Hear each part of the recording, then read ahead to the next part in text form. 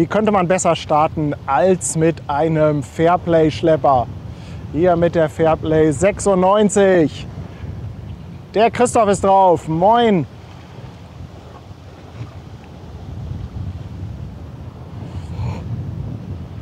Ja, das war alles nicht geplant, aber egal.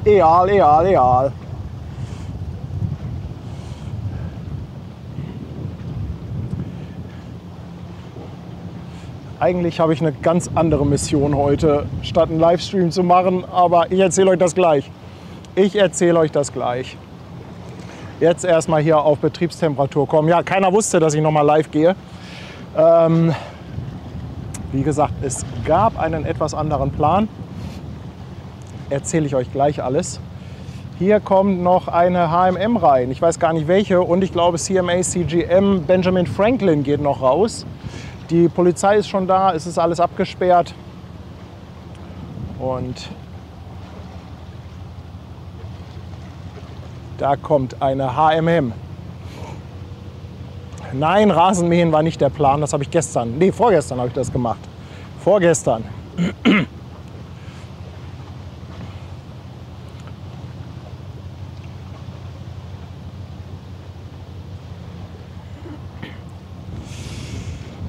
Ja, warum bin ich eigentlich hier? Also, wir haben ja mittlerweile einen ganz netten Kontakt zu der Crew von Kaya Josephine und Sophia Soraya. Und die hatten gefragt, ob sie den Ausschnitt, den ich letztens gefilmt habe mit der Drohne, ob sie den verwenden können. Und habe ich gesagt, ja klar, natürlich. Und dann habe ich gesagt, Mensch, wenn ihr Lust habt, können wir auch gerne noch mal irgendwann ein paar Aufnahmen machen, wo ich das quasi richtig mit der Drohne aufnehme, also nicht als Livestream. Dann haben wir halt einfach auch eine höhere Qualität, höhere Auflösung und können auch mit dem Color Grading da deutlich mehr machen. Und dann haben wir gesagt, ja Mensch, vielleicht klappt das ja heute Abend. Die kommen nachher aus Brunsbüttel hier rein, müssten so 18:30 Uhr hier sein. Und dann wollte ich ganz gerne mit der Drohne denen ein paar Aufnahmen machen. Ja, und dann hatte ich geguckt, dachte ich mir, Mensch, fährst ein bisschen eher, kannst du AIDA prima noch mitnehmen. Und die streamen, ja, und dann baue ich hier auf und irgendwie sammelt sich hier alles. Mehrere Fairplay-Schlepper, 2 Polizeiboote. Hier die Hyundai Tokyo kommt rein. Ja, und dann dachte ich mir, komm, Buddy, Feuer frei, hau einfach rein die Kiste, schmeiß an, was geht. Und nimm es mit. Nimm es einfach mit. Ja, schön, dass ihr so kurzfristig da seid.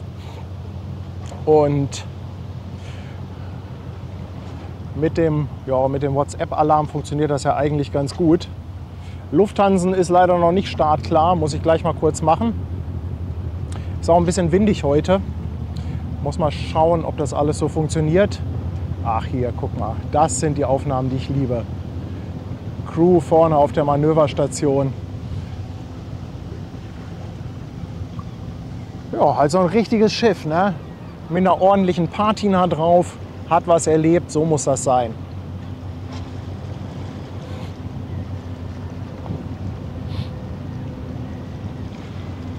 Ja, ich weiß auch gar nicht, wo die hingeht, aber ich nehme mal an könnte es sein, dass sie zum CTA fährt, wenn die jetzt hier erst ihren Schlepper bekommt. Stefan schreibt, er wollte sich eigentlich die Kurbelwelle angucken. Ja, das war wirklich ein schöner Stream.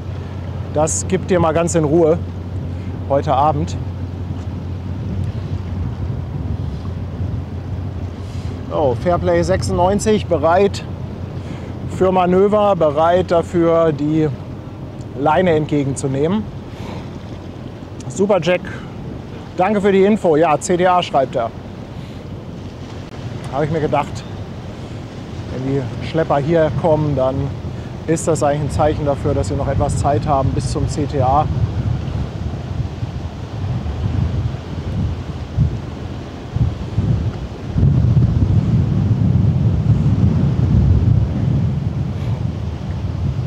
René schreibt, mit uns Geburtstag feiern, macht doch Spaß. Mensch René, dann sage ich mal herzlichen Glückwunsch, Happy Birthday, mein Lieber. Ich würde sagen, das ist auf jeden Fall Zeit für ein Geburtstagshorn. Wer hat heute noch Geburtstag? Unsere liebe Brigitte, die haben wir aber heute Morgen schon gefeiert. Erstmal hier nochmal für alle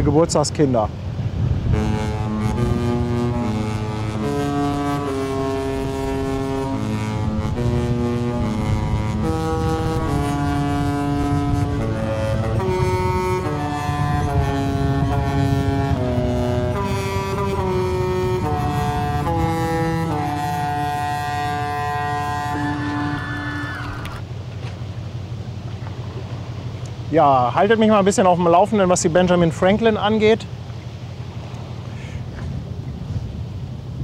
Ob sich da was tut. Sagt gerne dann mal Piep.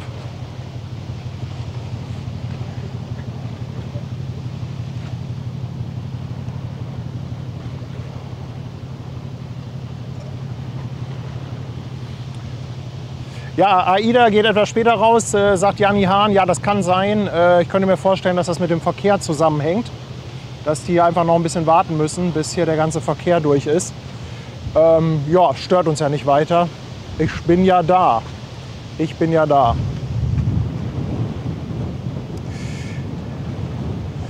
René, und natürlich vielen Dank für 16 Monate schon. Flightzimmer verlängert sein Prime Sub, ist im 2. Monat dabei. Und Seren, ach Seren, unser Hauptsponsor, kann man ja schon fast sagen, auch noch mal 5 Subs raus. Herzlichen Dank, mein Lieber. Ganz, ganz dickes Dankeschön.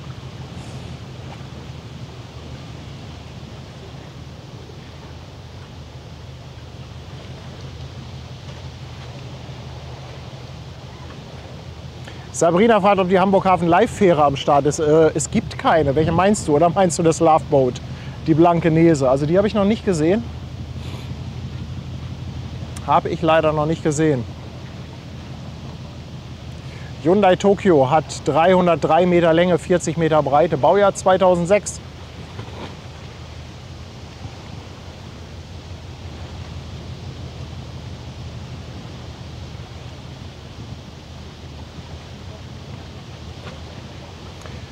Schlepper werden gemeldet an der Benjamin Franklin und der Monkebo Maersk. Ja, dann könnte ich mir gut vorstellen, dass die der Grund dafür sind, dass die AIDA Prima etwas später rausgeht. Aber umso besser, dass wir hier sind und der Stream läuft.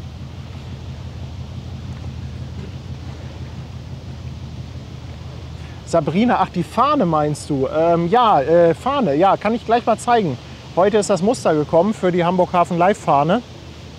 Habe ich mit dabei. Wenn wir eine ruhige Minute haben gleich, dann kann ich die mal zeigen. Ja, Sabrina hat auch Fahne geschrieben. Leute, ihr müsst es verzeihen. Fähre, Fahne, Hauptsache Elbe, oder? Also ich habe jetzt erstmal ein Muster bestellt von der Fahne, weil ich einfach wissen wollte, wie die Qualität ist. Und ich muss mit der Farbe noch mal gucken. Also da ist jetzt schwarzer Text auf dem grünen Grund. Höchstwahrscheinlich ändere ich das noch mal auf weißen Text. Ich zeige sie euch gleich mal. Könnt ihr ja mal sagen, was ihr davon haltet.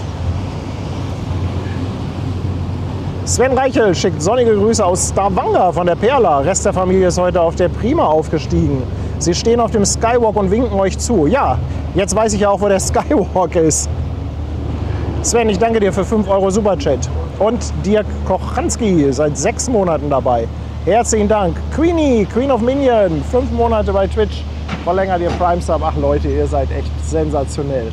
Da hinten liegt noch eine Norwegian. Ich glaube Norwegian Dawn, ist das richtig?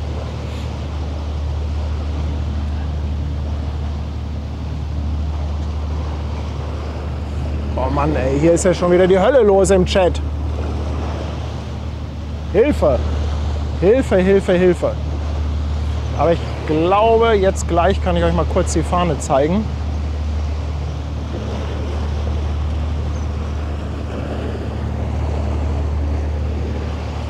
Kurz gucken.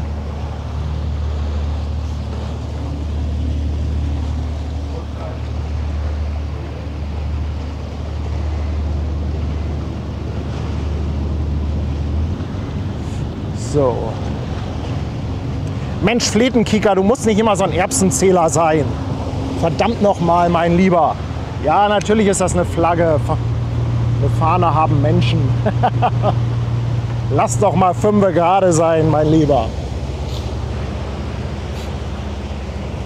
So, hier ist sie. Die Hamburg Hafen Live Flagge. Flagge muss es natürlich heißen. Ist jetzt ein bisschen windig. Also, hier mit der mürrischen Möwe. Ich finde die Farbe richtig geil, die Qualität ist auch super, ist ein toller Stoff, ist so ein typischer Flaggenstoff. Aber ihr seht schon, also ich glaube, die schwarze Schrift, die müssen wir ersetzen.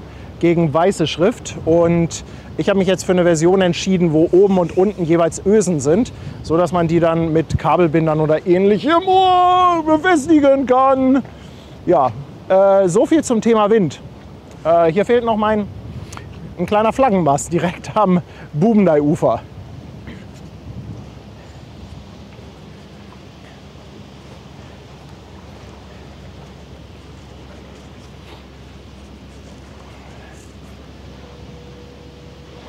So.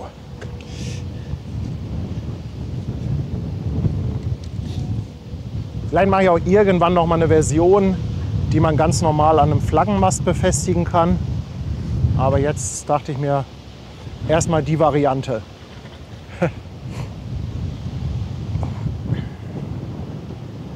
So. Frank Borchert freut sich schon auf Samstag. Ja, Samstag wird eine lustige Runde. Ich danke dir für 23 Monate. Ich freue mich auch schon auf Samstag.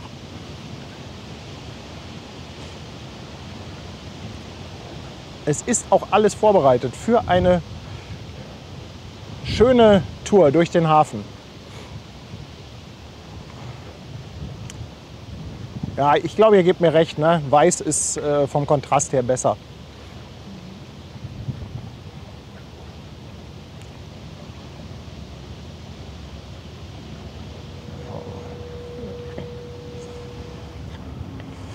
Basti verschenkt ein Sub an Hertos. Vielen Dank dafür. Und Chase ist jetzt seit 6 Monaten auf der Speicherstadt. Vielen, vielen Dank.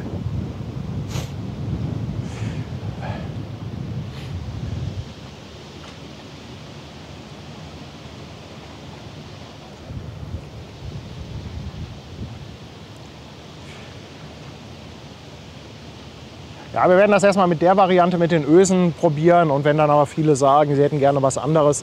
Das Gute ist, dass man diese Flaggen nicht in so exorbitanten Stückzahlen bestellen muss. Also so mit 50 Stück ist man dabei, dann ist das eigentlich schon preislich okay. Und wenn sich dann irgendwie ergibt, dass viele sagen, wir hätten gerne andere Befestigungsmöglichkeiten, dann können wir da gerne noch mal irgendwas anderes nachordern. Aber ich denke, am Anfang ist es auch ganz gut, wenn man das erstmal ausprobiert und nicht gleich zu viele Optionen hat.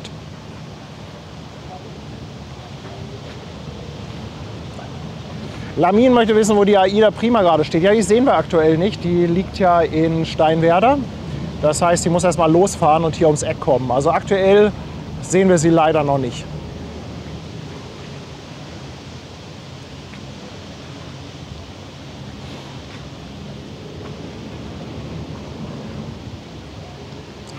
Andreas Westphal schreibt, er kennt sich mit Umfärben beim Waschen aus. Ja, das ist ja das Gute dann an einer weißen Schrift.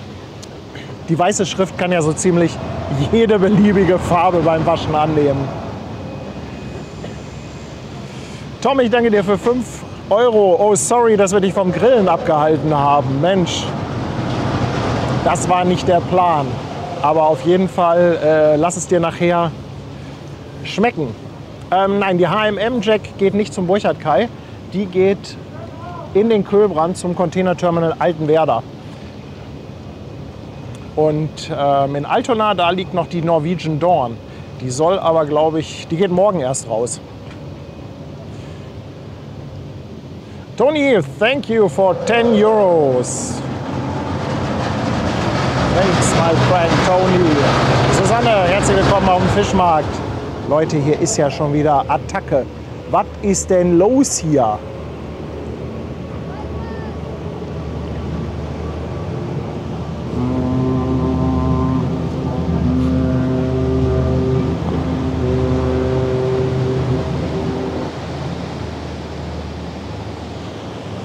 Da ist die Amerika-Höft. Ich glaube, die Afrika-Höft ist eben auch schon vorbeigefahren.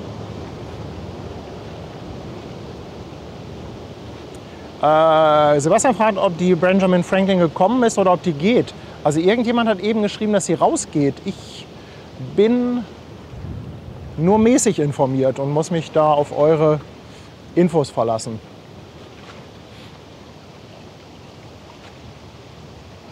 Bibi, danke schön. Die Flagge gefällt ihr. Ja, das freut mich, das freut mich.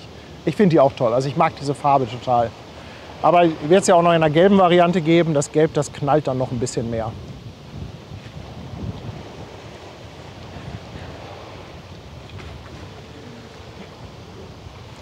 Ute weiß es genau. Also Benjamin Franklin geht raus.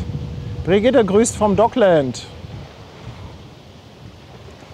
Und nochmal Happy Birthday, liebe Brigitte.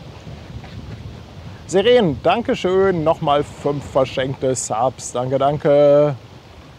Ja, Brain, die Kurbelwelle an dem Kran war in der Tat süß. Aber wenn man dann nah dran steht, dann ist es doch ein ganz schöner Brocken. Also was haben die gesagt? Irgendwie so 2 bis 3 Meter oder so. Hatte die etwas über 2 Meter, würde ich mal schätzen. Wir haben ja hinterher auch noch den Hilfsdiesel unten drin gesehen. Da war ich ja echt ganz platt, dass das mit dem Netz ganz gut geklappt hat.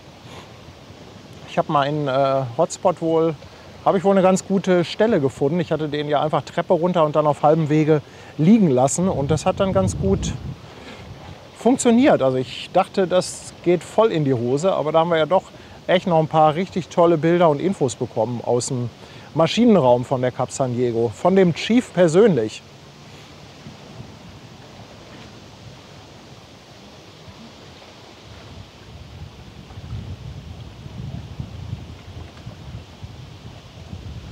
So, und die Maersk geht auch noch raus, sagt ihr? Mensch, ich hatte eigentlich jetzt nur die Prima auf dem Zettel.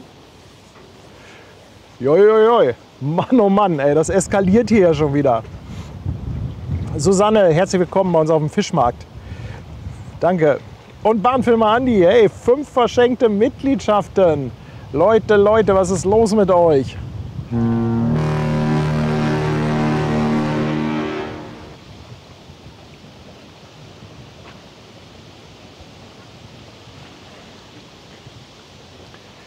Nein, Ingo, die AIDA ist noch nicht weg. Die sollte um 17 Uhr rausgehen. Die wird sich ein bisschen verspäten, ich nehme an, aufgrund des Verkehrs.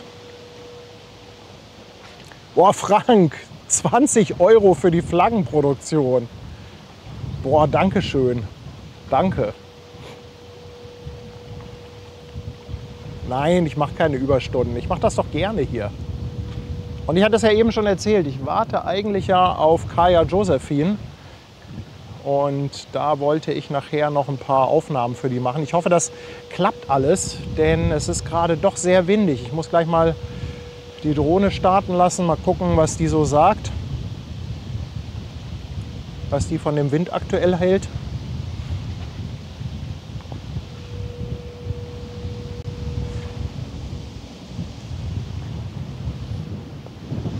Könnte noch klappen.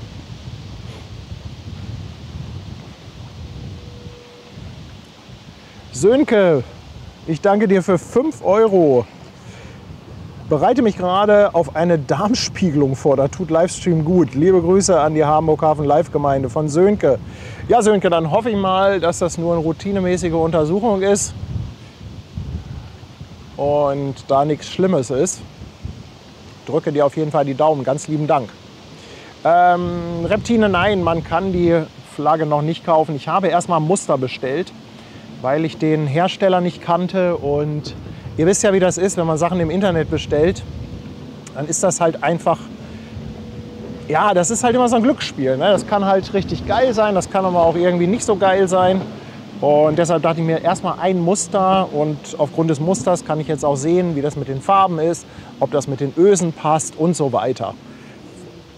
Ich glaube, das ist besser, als wenn ich nachher da irgendwie einen Haufen von diesen Flaggen liegen habe und die dann halt einfach nicht geil sind. Das wird dann irgendwie auch nicht toll sein. Ne?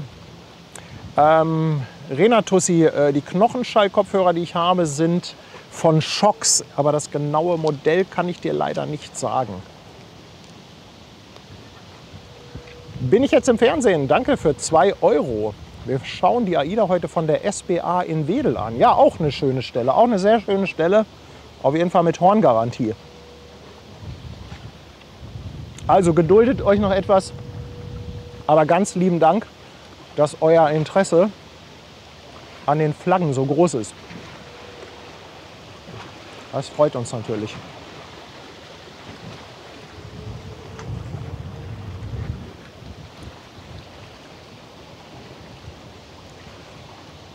Also Kaya Josephine ist jetzt in Brunsbüttel los.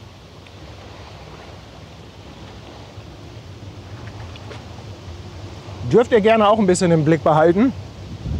Aber dann passt das ja ganz gut, weil wie gesagt, da wollte ich einfach nur ein paar Aufnahmen machen. Das wird nicht im Stream passieren. Das werde ich dann im Anschluss machen.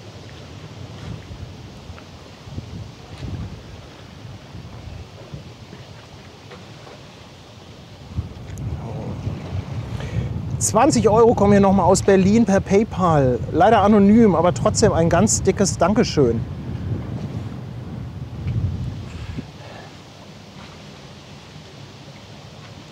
Guido, danke dir, 2 € für 3,5 Flaggenösen. Herzlichen Dank. Herzlichen Dank. Danke, danke. Sebastian meldet, die Benjamin Franklin hat 0,4 Knoten drauf. Wenn die jetzt abgelegt hat, dann kann ich mal probieren, was die Drohne zum Wind sagt.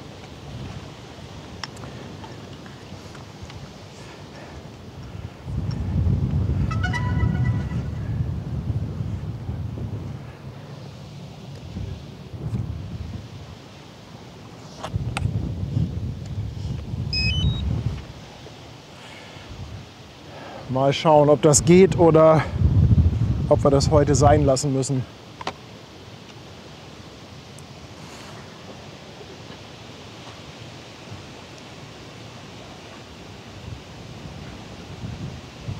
Ist ja auch meistens so, dass je höher man kommt, man auch ein bisschen mehr Wind hat als am Boden jetzt.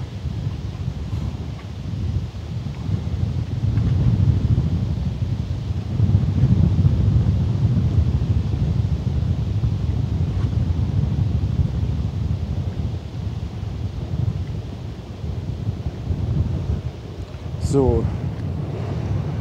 Ach, jetzt kommt erstmal eine Fähre. Ich muss noch einen Moment warten.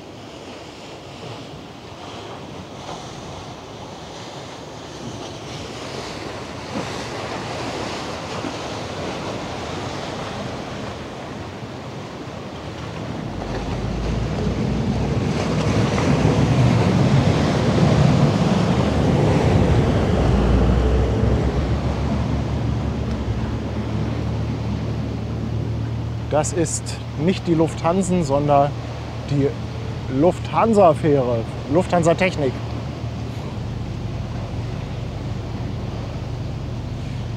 Alexandra, ich kann dir heute noch nicht sagen, ob wir am 13.07. auch am Start sind, wenn du auf die Prima gehst.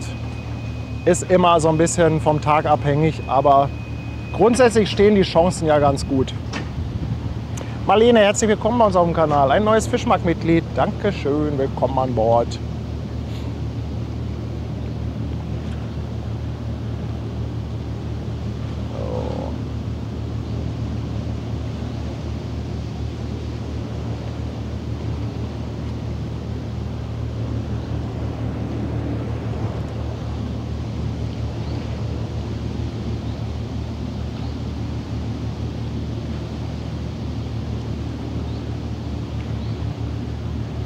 So, und dann wird das auch gleich losgehen. Die Polizei wartet da schon. Die Benjamin Franklin, ist das eigentlich ein 400-Meter-Pott?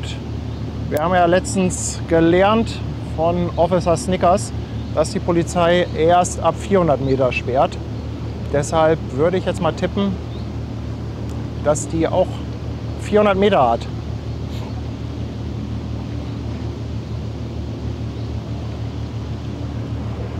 Aber die Fähre möchte nicht, dass ich starte.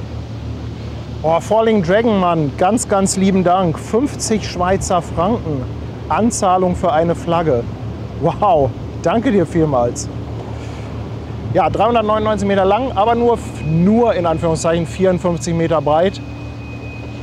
Man hat ja irgendwann dann bei rund 400 Meter Länge aufgehört zu bauen und ist dann immer weiter in die Breite gegangen. So, Fähre legt ab.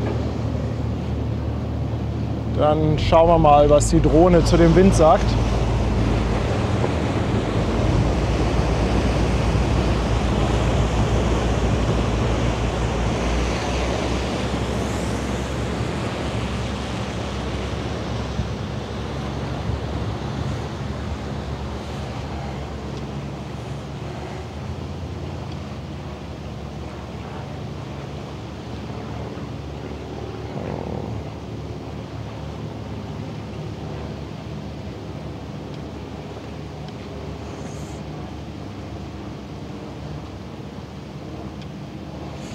So, haben wir ein Bild?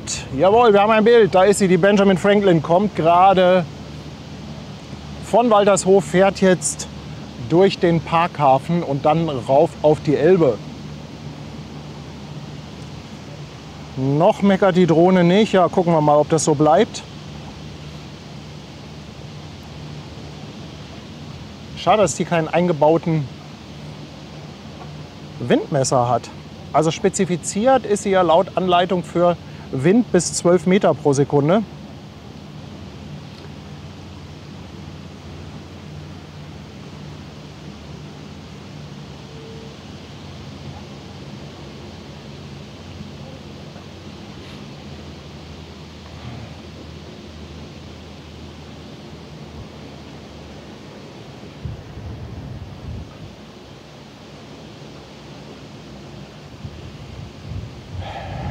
Ach Susanne, das ist aber lieb von dir. Sie schreibt, willkommen und danke für die wunderschönen Live-Übertragungen. Fühle mich wohl bei euch.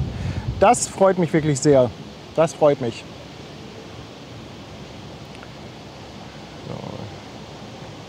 Ja, hier sieht man auch mal sehr schön das Gelände, was leider brach liegt, wo man auch nicht hinkommt. Hier diese ganze Grünfläche. Da sollte ja der Hafen mal erweitert werden. Ich weiß überhaupt nicht, was da der Stand ist. Ja, Thomas, man kann zwar sehen, wie die Drohne sich neigt, aber dadurch weiß ich ja jetzt nicht genau, wie viel Wind ganz genau ist. Ne? Matze ist im Streamstress. Erst San Diego aus der Konserve, jetzt live aus dem Hafen, anschließend Kap San Diego zu Ende schauen. Stress pur. Matze, ich danke dir für 5 Euro. Aber da habt ihr ein schönes Abendprogramm.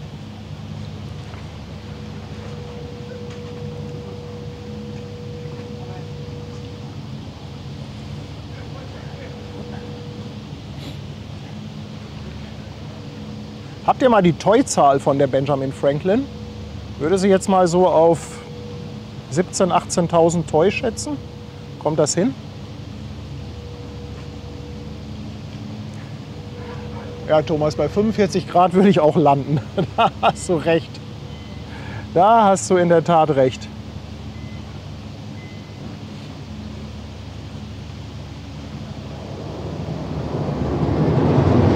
$17.589. Danke, lieber Porsche-Fan.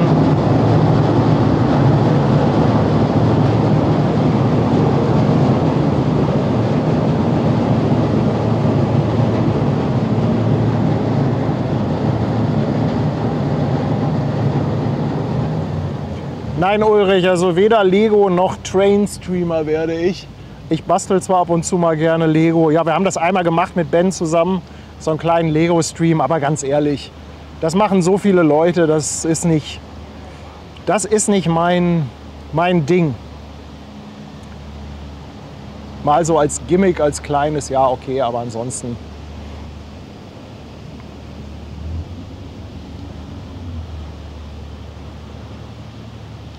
Ja, die Fähre macht auch schon langsamer. Weiß nicht, ob die da nicht mehr vorbei huschen möchte. Oder? Na, gibt sie Gas? Die Wilhelmsburg. Ballonpilot Arthur, moin mein Lieber. Arthur auch schon seit 19 Monaten bei uns.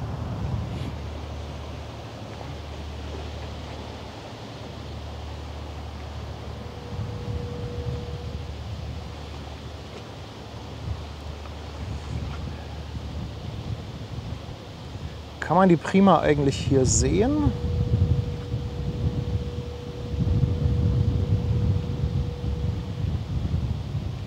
Müssen wir noch mal gucken, wenn das Schiff weg ist. Ja, Jack, also die Monkebo Maersk soll angeblich auch noch rausgehen, hat eben jemand geschrieben.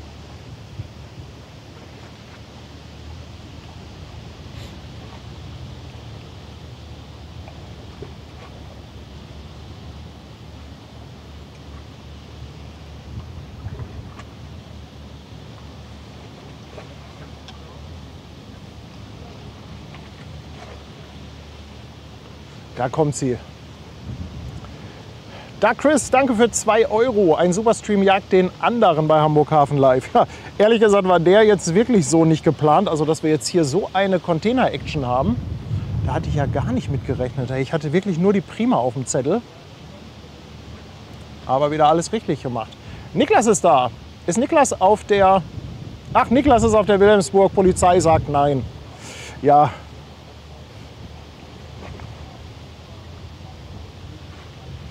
Aber dafür hast du dann ja jetzt Pole Position, oder?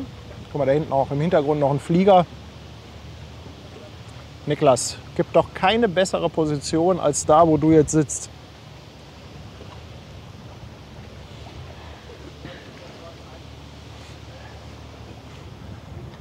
Sven Tanneberger, auch schon seit 10 Monaten dabei. Sven, Dankeschön. Und Alexandra, 2,49 für den tollen Stream. Ich danke dir vielmals.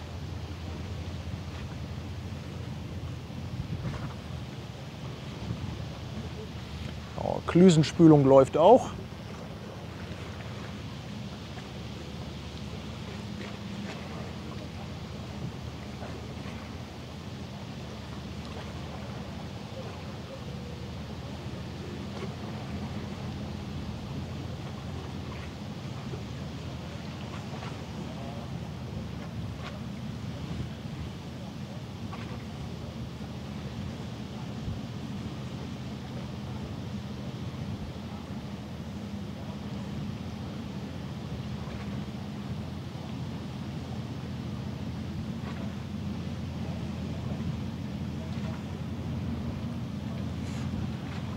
Einmal die Norwegian Dawn verdecken.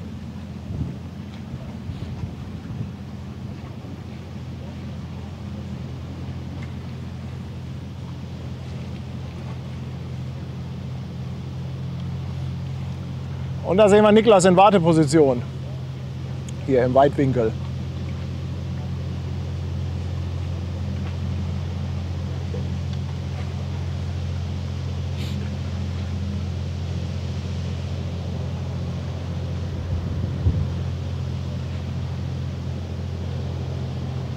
Oh, fällt mir jetzt schön ins Bild hier. Herrlich, Niklas. Guck mal, das bekommt ihr auf den Hafenfähren geboten.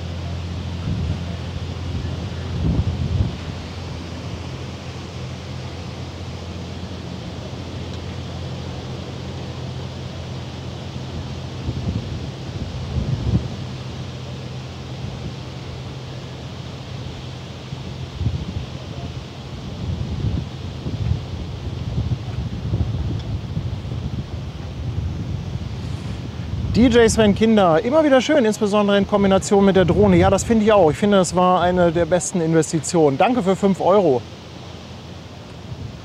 Und Dana, auch an dich, Dankeschön, für 14 Monate schon bei uns auf dem Kanal.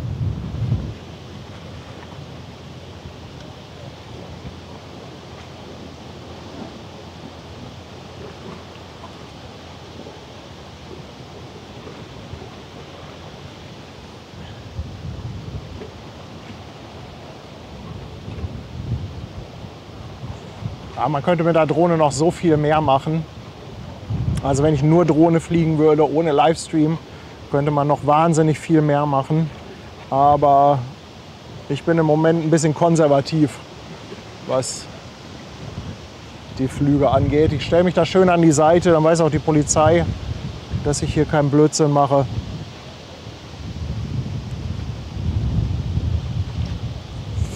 Niklas nimmt den Weg rechts rum. Na, Steuerbord, Entschuldigung, Entschuldigung.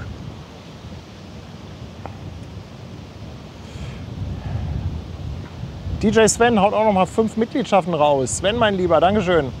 Und Ehebergers raiden rüber auf Twitch mit 47 Landratten.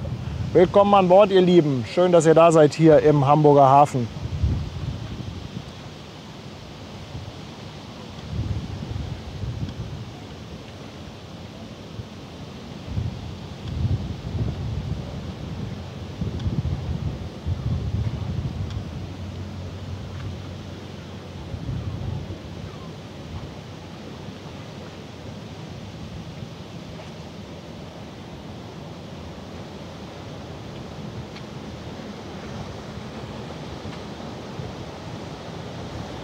Ja, guck mal, jetzt kann man fast von oben so ein bisschen auf die Manöverstation gucken. Wettermann Rainer. Danke auch an dich für 22 Monate schon. Wahnsinn. Das ist doch noch eine schöne Perspektive, oder?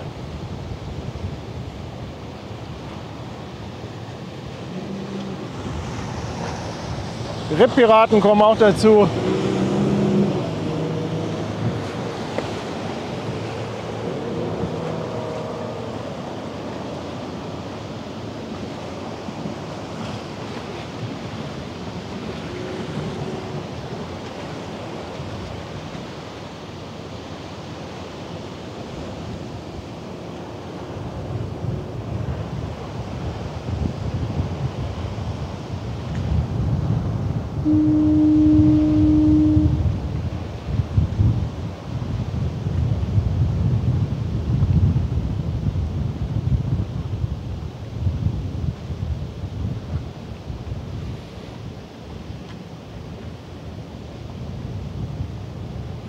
RMDX fragt, was die Schleppboote da eigentlich machen müssen.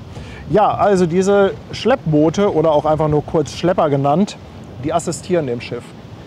Man sieht auch, dass der vordere Schlepper die Leine durchhängend hat, also die ist nicht gespannt. Das heißt, die sind eigentlich in erster Linie jetzt dazu da, um zu assistieren, falls irgendetwas passiert. Und die helfen natürlich beim Anlegen und Ablegen.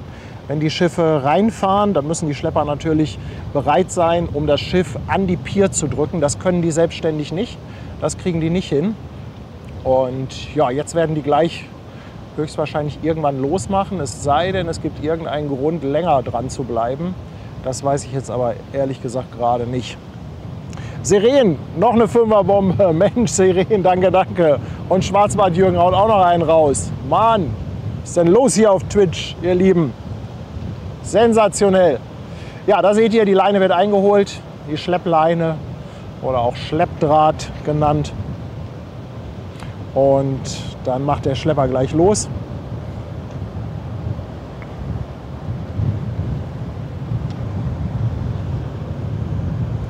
So, guck mal, da haben wir doch mal eine schöne Draufsicht. Vorne auf die Manöverstation, auch Back genannt. Da seht ihr vorne die beiden Winden für die Leinen, hinten die beiden größeren, die Ankerwinden. Und jetzt ist der Schleppdraht unten. Hohoho. Schöne Perspektive. Und der Schlepper macht los.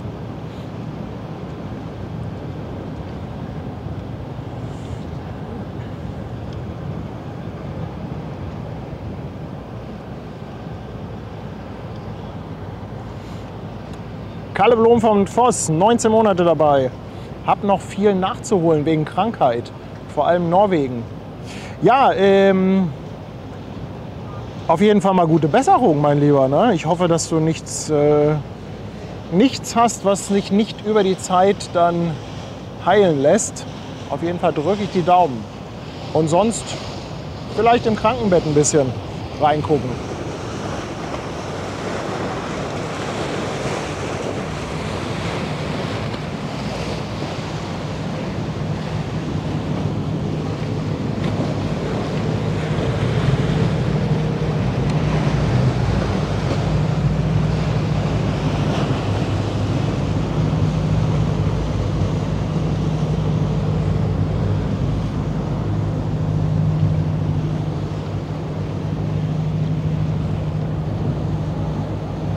Ja, und da kommt der Schlepper schon zurück. Achtern, der ist noch dran. Kann sein, dass der noch ein bisschen länger begleitet. Ich weiß gar nicht, werden die 400-Meter-Schiffe auch bis Wedel von einem Schlepper begleitet? Weiß ich jetzt ehrlich gesagt gar nicht. Also sie werden ja immer abgeholt schon in Wedel. Kann natürlich sein, dass sie auch fast bis Wedel hinten dran bleiben, um zu assistieren.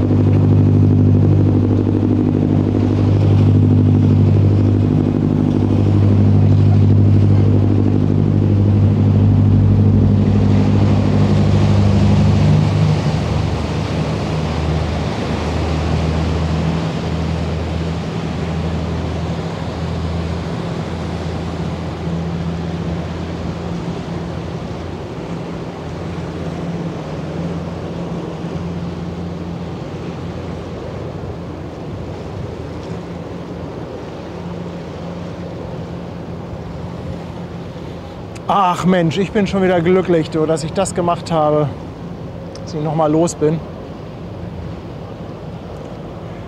TomTom, ich danke dir vielmals für 9,99 €.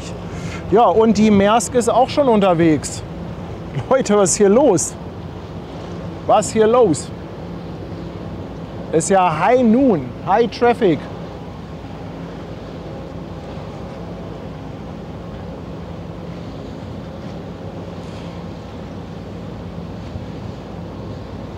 Ja, ihr könnt es euch schon denken, die AIDA verspätet sich etwas. Wahrscheinlich wird der aktuelle Verkehr der Grund sein.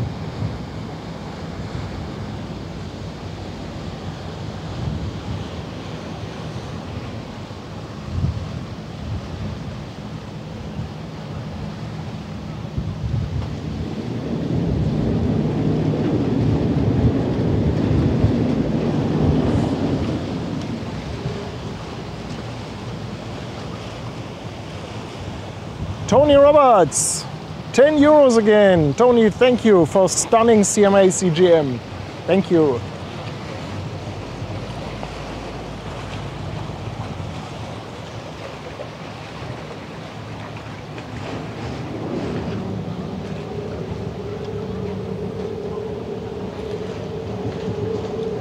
Ja, und als nächstes dann die Munkebo Maersk.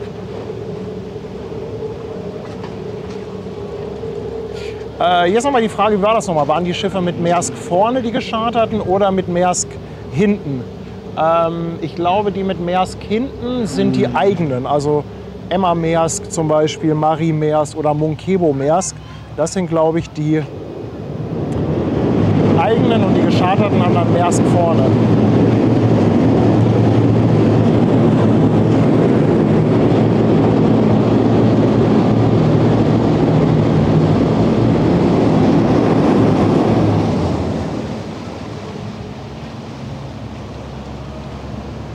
Ja, dann will ich doch mal rüberschwenken, wieder nach Waltershof. Gucken wir uns mal die Maersk an. Wenn wir da was sehen können. Oh, schöne bunte Bilder. Herrlich, diese Farben.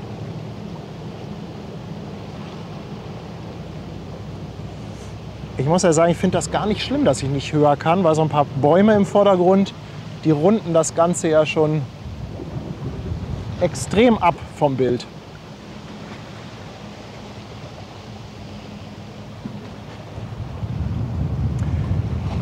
Ein neues Prime-Sub auf Twitch kommt vom Nilebutz.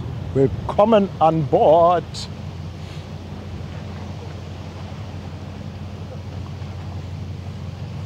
Stefan, das ist eine DJI Mavic 4 Pro, die Drohne. Bin gerade ganz begeistert, dass sie noch nicht meckert wegen des Windes.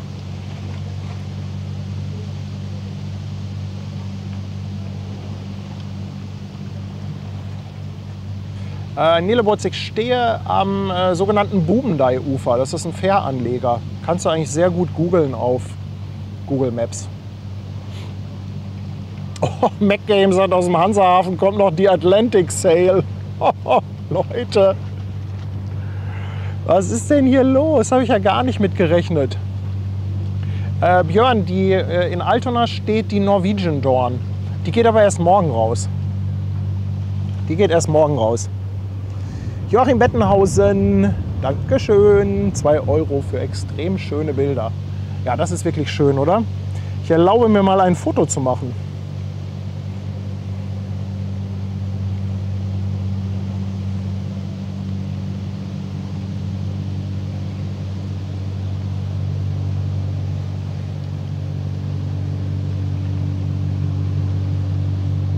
Brain, ich kann dir nicht genau sagen, warum die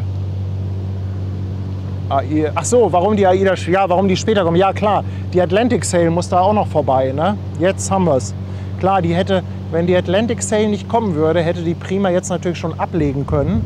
Aber dann lassen die Atlantic Sail durch. Das macht natürlich absolut Sinn. Weil ansonsten könnten die ja jetzt so langsam ablegen, ne?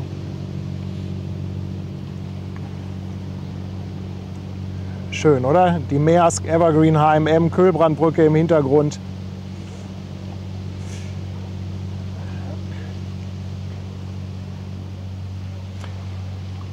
Kranausleger sind alle oben. Wobei, der eine scheint schon wieder runter zu gehen. Oder haben sie den nur halb hochgefahren? Ne, der geht schon wieder runter, oder? Kann das sein, dass die Maersk nicht ganz so extrem breit ist?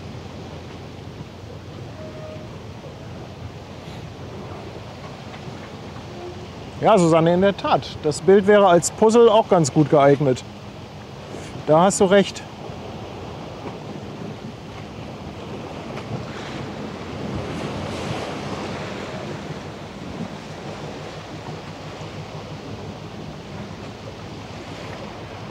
Hat auch knapp 400 Meter Länge und eine Breite von knapp 60 Metern.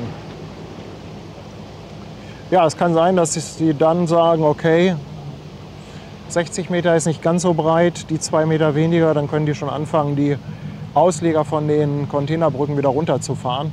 Man beobachtet das immer, wenn ein Schiff reinkommt bzw. rausgeht, dann werden die alle hochgeklappt. Ganz einfach, um da nochmal ein paar Meter mehr Platz zu haben. Denn die Containerbrücken, die sind ja, also die stehen ja etwas über das Schiff hinaus. Die sind ja etwas länger als das Schiff oder die Schiffe breit sind.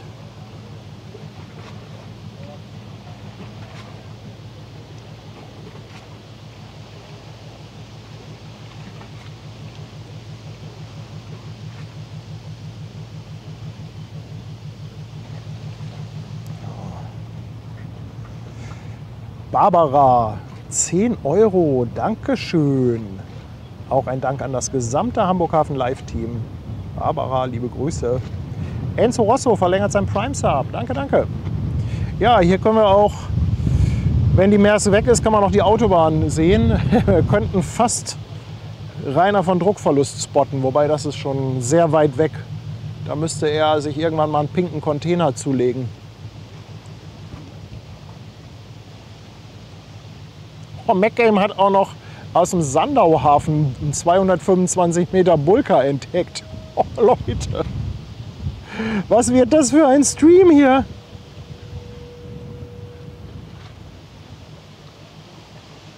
Und ey, das Wetter ist perfekt, ne? Was haben wir? 21, 22 Grad? Peter, nee, Puzzle wäre kein Geschäftsmodell. Ich habe einmal was mit Puzzeln probiert und das ging furchtbar in die Hose.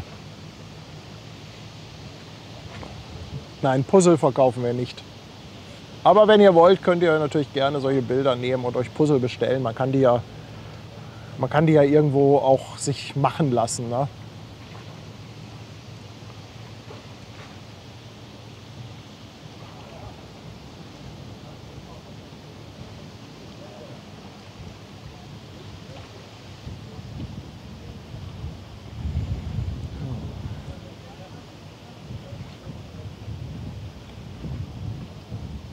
Ja, Fletenkicker, sieht doof aus, wenn ein Schiff die Containerbrücke umschmeißt und dann Dominoeffekt.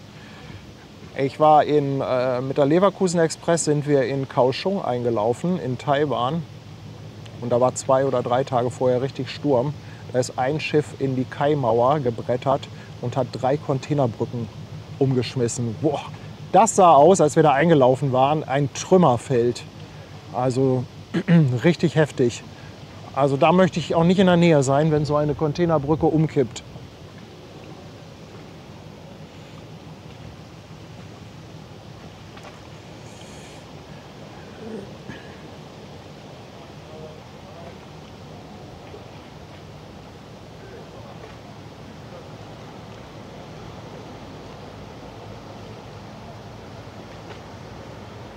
Guck mal, da im Hintergrund sehen wir die beiden Schwimmkräne. Der rechte, der höhere, müsste dann ja der Hala 3 sein, oder? Die Info, die ich heute hatte, war, dass der Hala 3 der größere ist von den beiden. Hala 4 der kleinere. Das ist der, der heute Morgen an der Cap San Diego dran war.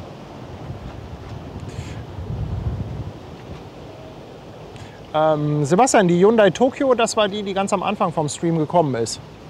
Und ja, da sehen wir auch schon die Atlantic.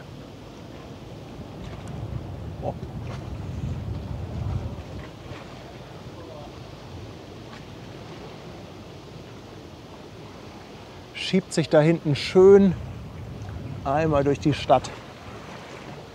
Das sieht auch toll aus. Also wenn ihr mal das Glück habt, auf der Cap San Diego zu sein, während da gerade so ein Autotransporter kommt, ist richtig toll. Also es sieht echt super aus. Ne? Der Frank-Film, ich danke dir für 5 Euro. Lieber Hamburg Hafen Live als ödes TV. Ja, Fernsehen ist mittlerweile echt ein bisschen anstrengend geworden. Ne? Also lineares Fernsehen gucken wir eigentlich kaum noch. Also wirklich ganz, ganz selten. Also wenn dann halt streamen, na, irgendwie so Netflix, Prime oder Disney oder was es da alles so gibt. Atlantic Sail hat auch 300 Meter Länge. Danke für die Info.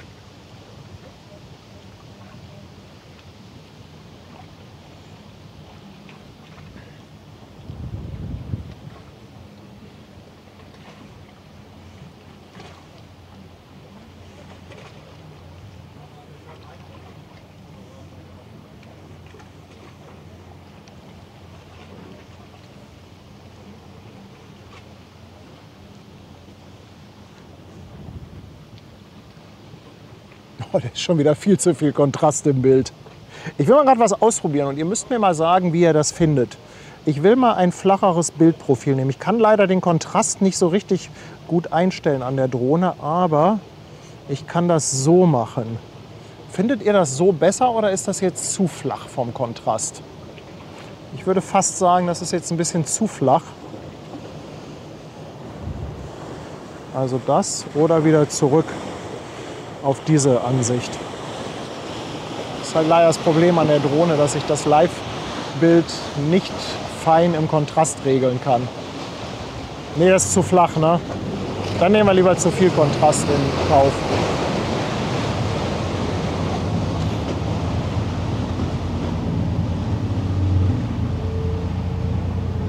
Das ist halt echt so eine Krankheit, ne? Die Drohne ist darauf ausgelegt, dass man das ganze Material nachträglich bearbeitet und nicht im Livestream. Und deshalb, es gibt hier keinen Regler für Kontrast. Ne? Ich kann nicht den Kontrast jetzt granular einstellen. Geht einfach nicht. Und gerade wenn so viel Sonne ist, dann fällt das halt extrem auf.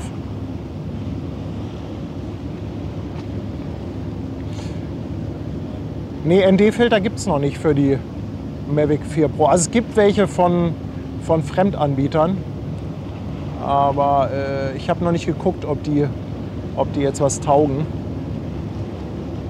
Kaya Josephine Glückstadt. Super.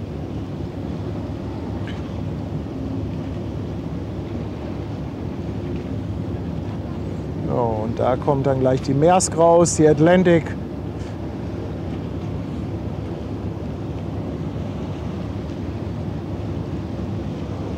Peter Lange, Grüße aus dem Weserbergland.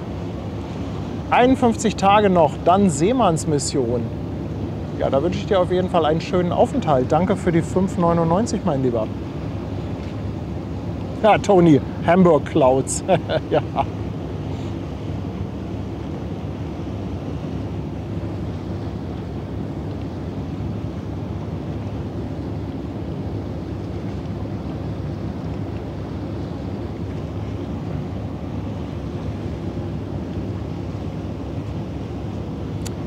Jetstream, man kann den Kontrast nicht ändern. Es geht einfach nicht. Egal, was YouTube dazu sagt. Nicht bei dieser Kombination mit diesem Controller. Es geht nicht. Es kann sein, dass das bei einer anderen Drohne, andere Kombination funktioniert, aber es geht hier leider nicht.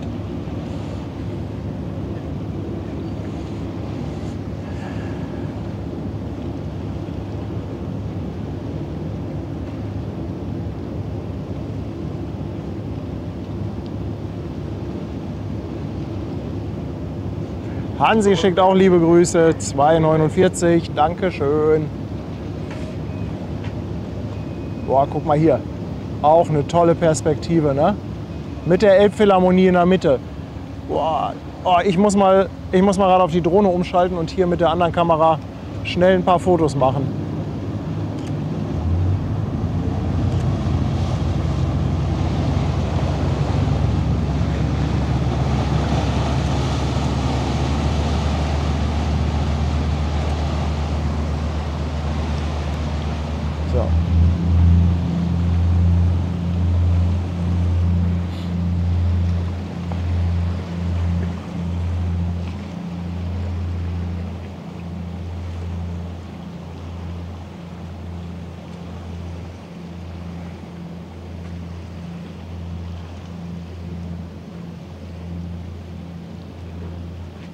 Was für ein Wimmelbild.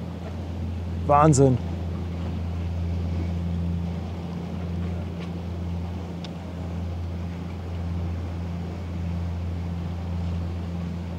Oh, man sieht auch mittlerweile Maersk richtig viel Hapag-Lloyd-Container.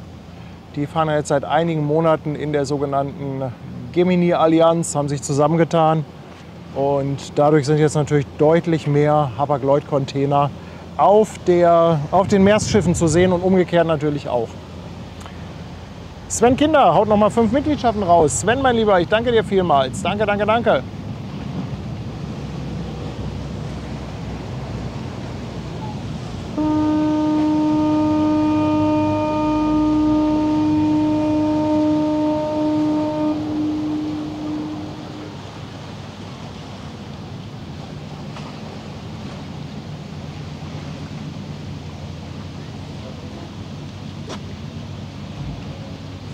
Yannick, die Prima sollte um 17 Uhr rausgehen, die wartet aber den Verkehr ab, wird jetzt wahrscheinlich irgendwann demnächst ablegen und die Norwegian Dawn, die geht morgen erst raus.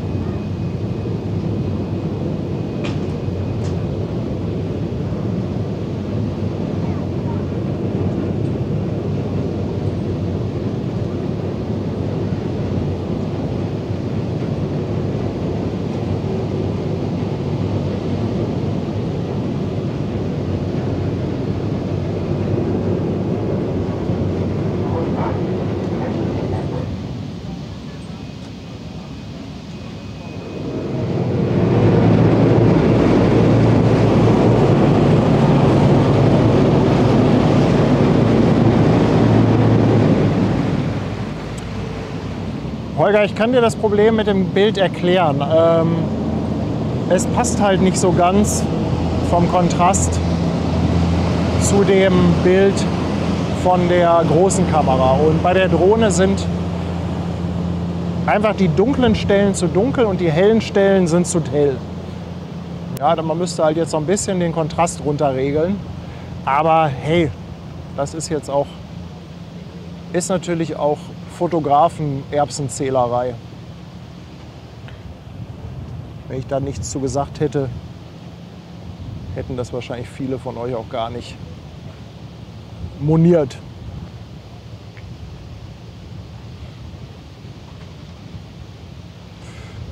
So, sehe ich das richtig, dass der vordere Schlepper schon losgeschmissen hat?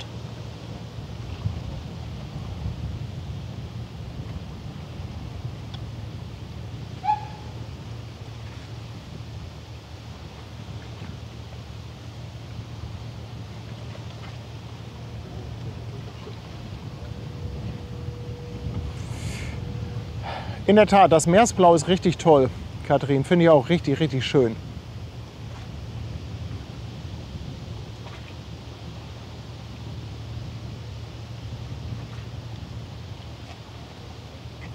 Und im Hintergrund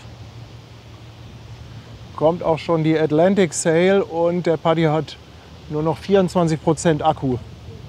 Das heißt, ich muss jetzt zwischenlanden, sonst geht das gleich in die Hose, wenn hier wieder eine Drohne kommt.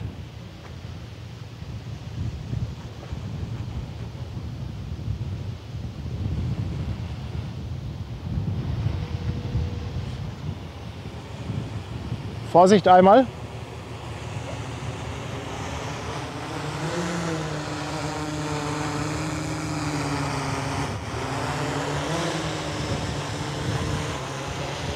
So. Schnell Akkuwechsel. Und dann geht das gleich weiter.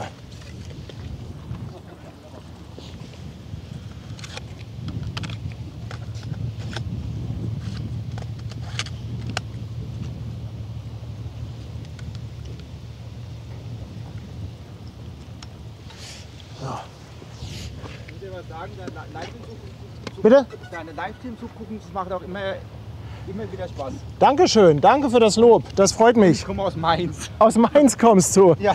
So, Achtung mal, ich möchte gerne wieder starten. Danke.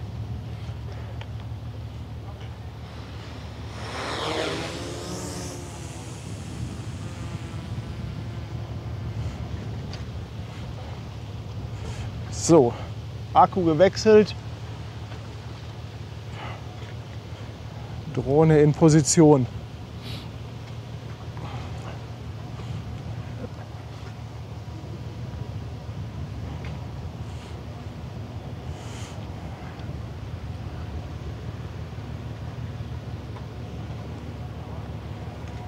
Munkebo Mearsk.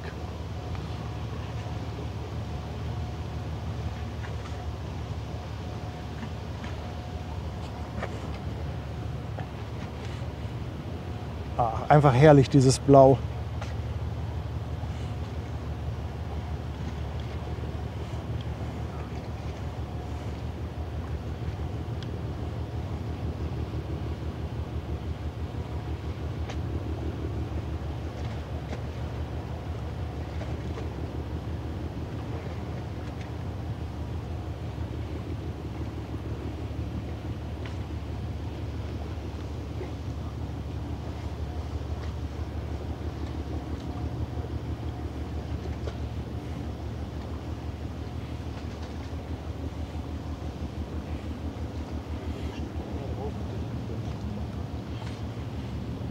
Fischeis Original auf Twitch. Dankeschön für 100 Bits.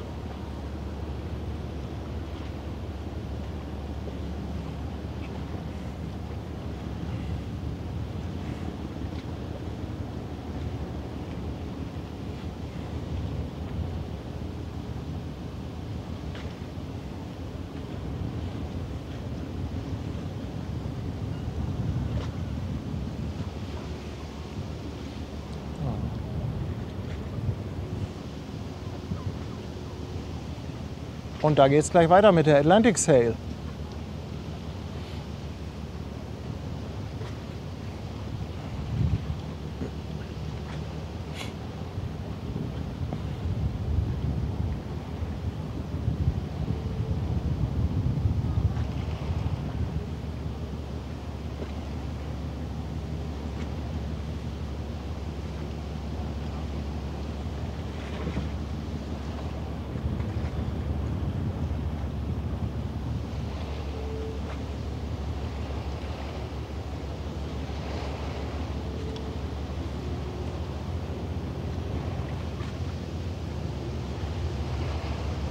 Ja, jetzt fehlt noch die Fifi-Übung vom Schlepper. Da hast du recht.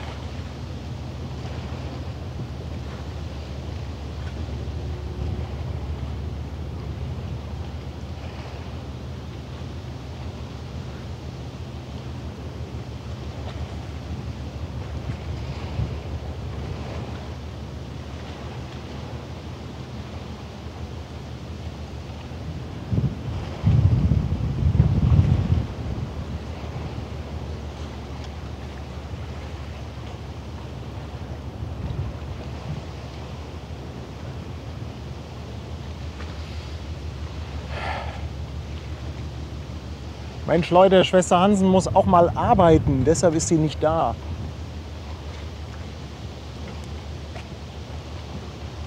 Aber die freut sich bestimmt, dass ihr alle nach ihr fragt.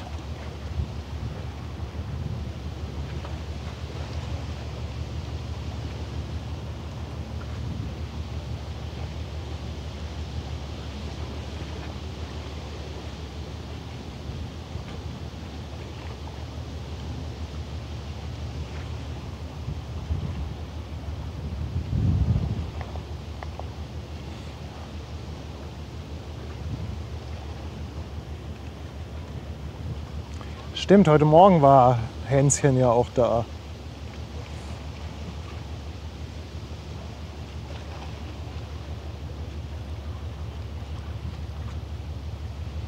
Was für ein Stream. Herrlich, herrlich.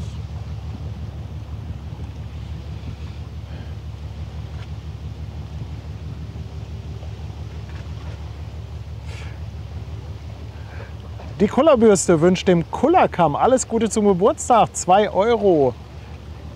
Ganz, ganz lieben Dank dafür.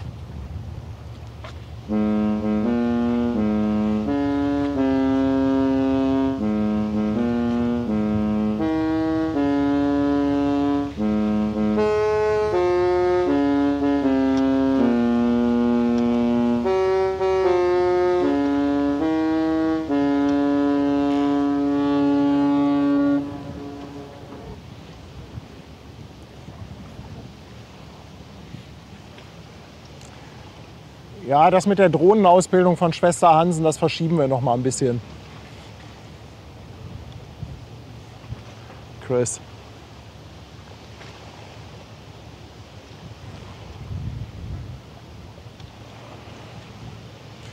Oh Mann, die Immingham hat abgelegt, schreibt Ute. Ich muss mit meinen Akkus haushalten. Ich brauche auf jeden Fall einen Akku, wenn die Kaya Josephine kommt.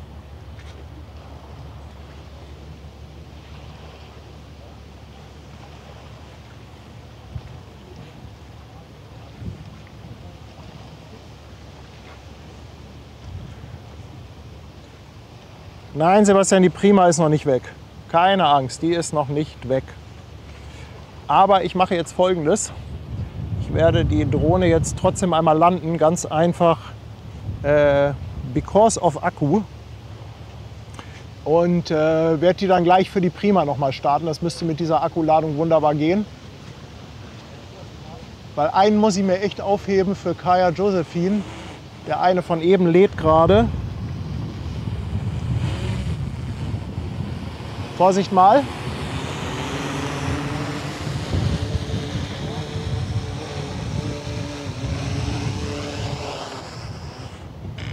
So.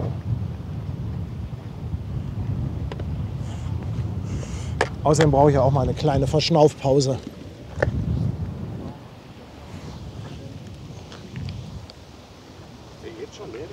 Nee, ich muss nur ein bisschen haushalten, weil nachher kommt noch ein Schiff, was ich filmen will und die Prima geht auch noch raus. Und einen habe ich schon leer geflogen. Okay. Deshalb mache ich jetzt nur mal eine kurze Pause.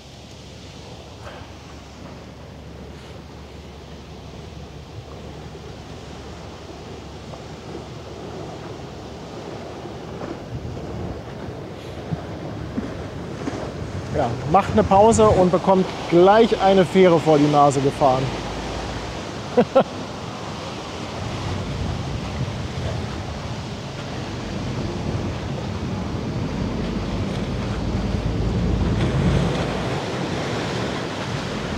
Ja, wer das nicht mitbekommen hat, also der ursprüngliche Plan war heute, Kaya Josephine zu filmen. Die Jungs hatten gefragt, ob sie die Aufnahmen aus dem letzten Stream haben können, und dann habe ich denen geschickt. Habe ihnen dann angeboten, wenn sie wollen, kann ich das auch noch mal in einer höheren Auflösung filmen. Also das heißt dann ohne Stream, weil die Aufzeichnung vom Stream, die hat ja dann immer nur 2K. Da habe ich gesagt, wir können das dann auch gerne mal in 4K oder 6K machen. Und deshalb bin ich eigentlich heute hierher gefahren. Dachte mir dann auch, Mensch, kannst du noch einen kleinen Stream von der Prima machen, vorweg. Aber dass das so eine Eskalation hier gibt, da hätte ich ehrlich gesagt nicht mit gerechnet. Aber deshalb muss ich jetzt so ein klein wenig mit dem Akku haushalten, damit wir gleich für die Prima noch ein bisschen Drohne haben und dann für Kaya Josephine. Normalerweise komme ich mit 3 Akkus super hin, und wie gesagt, ich kann die ja zwischendurch auch aufladen. Hier, nur das dauert natürlich alles so einen kleinen Moment.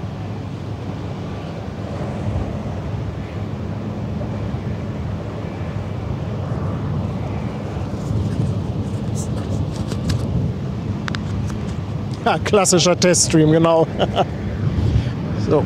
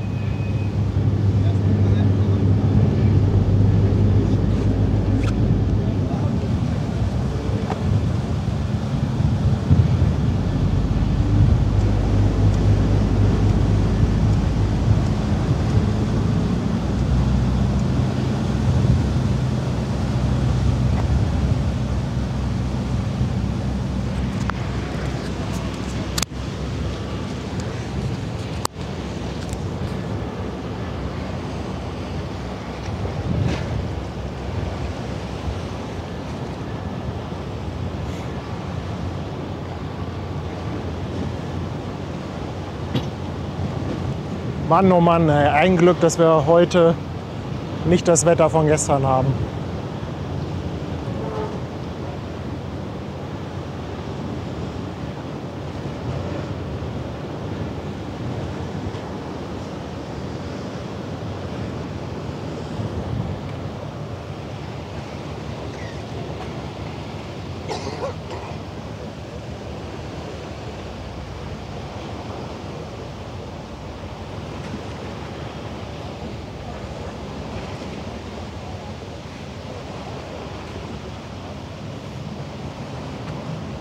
Hessenblitz, Gude, mein Lieber.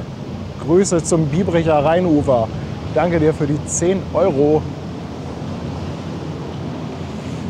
So, jetzt warten wir auf die Prima. Die brauchen ja einen kleinen Moment, bis sie da ums Eck gefahren ist.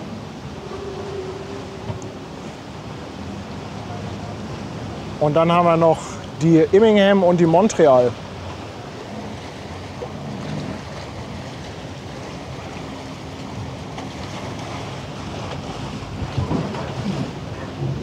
Irony, danke für 7,20 Euro. Er soll vom Lust auf Italien grüßen. Er war am Montag dort Mittag mit seiner Mutter lecker essen. Oh, wir waren schon lange nicht mehr beim Lust auf Italien. Beim nächsten Mal wollten wir doch endlich die Hamburg Hafen Live Pizza testen. Sind wir auch nicht zugekommen.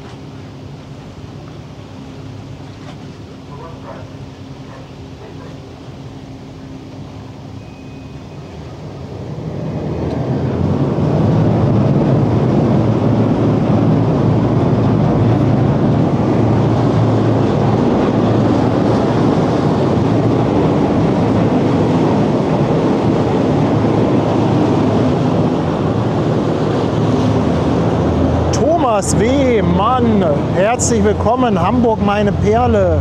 Digga, ein herzliches Dankeschön dafür.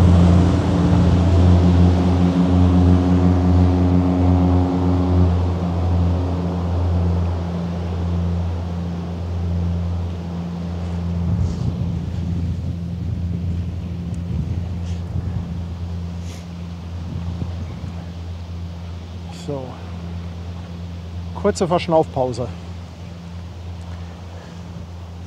Kurze Verschnaufpause. Mal gucken, was die Temperaturen hier so sagen. Sieht eigentlich alles ganz gut aus.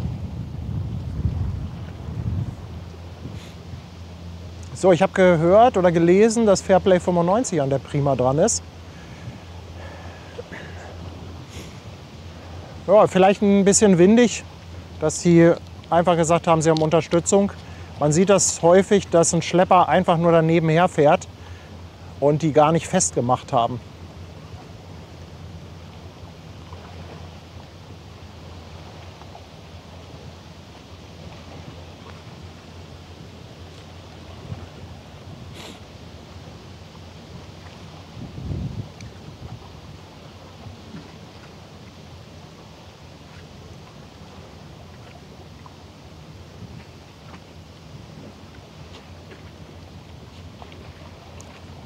Ja, Michael ist auch bei der Prima.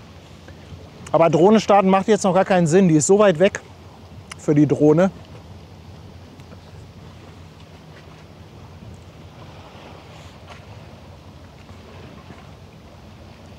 Außerdem brauche ich auch mal eine kleine Pause. Denn mit der Drohne hat man dann doch ein bisschen mehr Konzentration.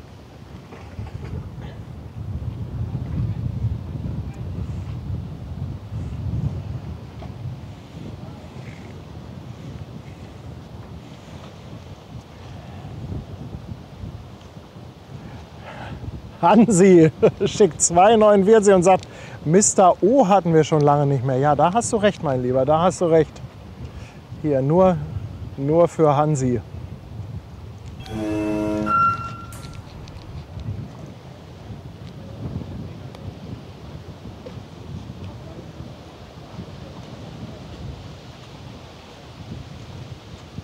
Ich wollte eigentlich mal Danke sagen für deinen tollen Livestream. Dankeschön, das freut mich. Wir verfolgen dich aus dem Ruhrpott. Macht ihr gerade Urlaub hier? Ja. Schön. Ich komme gerade von Schweden. Aus Schweden und dann Ja. seid ihr mit dem Wohnmobil unterwegs? Ja. Schön. Wo steht ihr? Unter dieser Hochbahnbrücke. Ja. Ist das nicht Hammerbrook da, die Ecke Ja, irgendwo? Genau.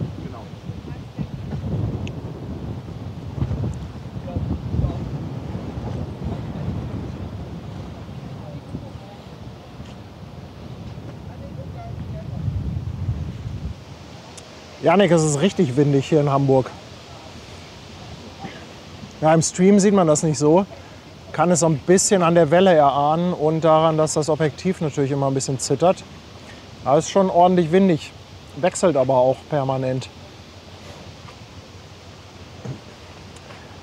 Hansi, gerne geschehen. Danke nochmal für 2,49. Danke, danke.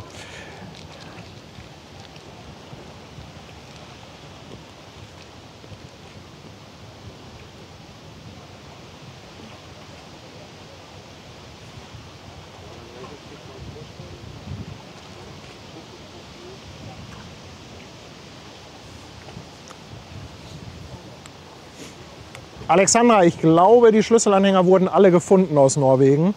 Zumindest von 4 weiß ich. Ich war mir jetzt nicht mehr ganz sicher, ob ich 4 oder 5 versteckt hatte. Aber ich glaube, die sind alle versteckt worden, gefunden worden. Die Versteckten sind gefunden worden. Olli von Sondertransport ist da. Moin, mein Lieber. Schön, dass du da reinschaust.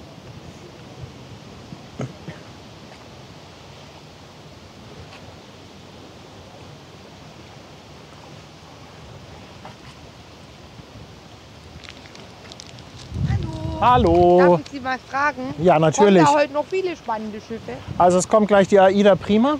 Die hat abgelegt. Okay. Und dann kommen noch, ich glaube, ein Bulker und noch ein Containerschiff. Okay, vielen lieben Dank. Gern geschehen.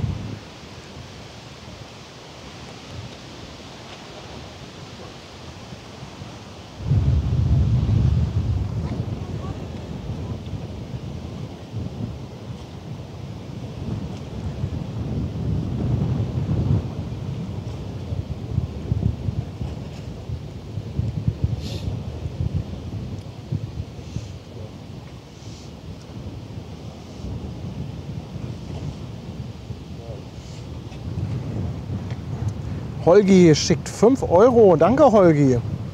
Wenn wir was schon ewig nicht mehr hatten, dann die Carnival Jubiläe. Liebe Grüße aus Borkalshausen.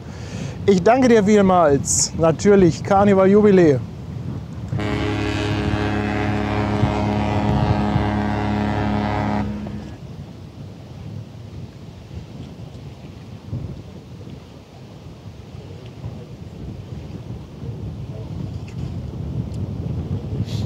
So, und zum Wetter können wir mal gerade gucken. Ich habe hier mal das Meter aus Finkenwerder aufgerufen.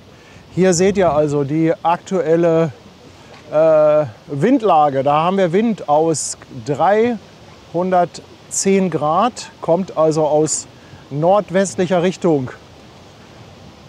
Warte mal, wo steht denn die Windgeschwindigkeit hier? 12 Knoten Wind haben wir da, 12 Knoten. Also das sind die Wetterdaten vom Flughafen Finkenwerder. Das ist ja dieses sogenannte META. Das sind immer die Wetterdaten, die für die Luftfahrt interessant sind.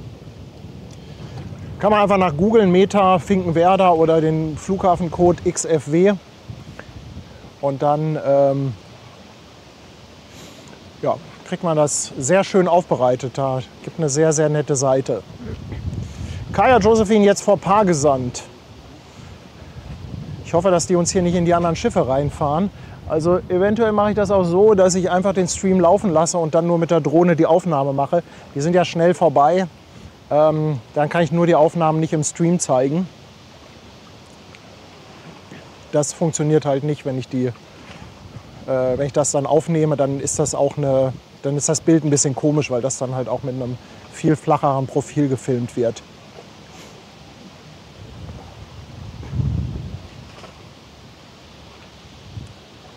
So, next ist die Prima. Ja, und ihr seht, wenn ich jetzt eben schon die Drohne gestartet hätte, das dauert einfach, bis die da aus dem Vorhafen raus ist.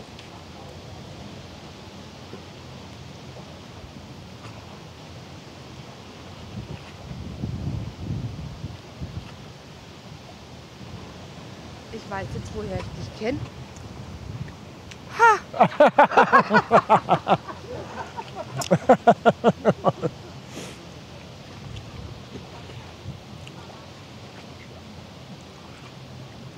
Schön, sie guckt nebenbei Stream, hat aber nicht realisiert, dass der hier läuft.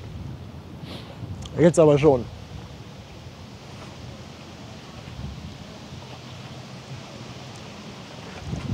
Tobi, hast du auch Geburtstag heute? Mensch, wir haben ja jede Menge Geburtstagskinder. Herzlichen Glückwunsch auch an dich.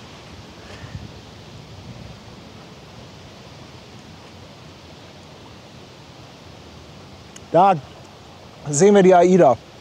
Den Schornstein und das AIDA-Logo kommt da hinten am Terminal zum Vorschein.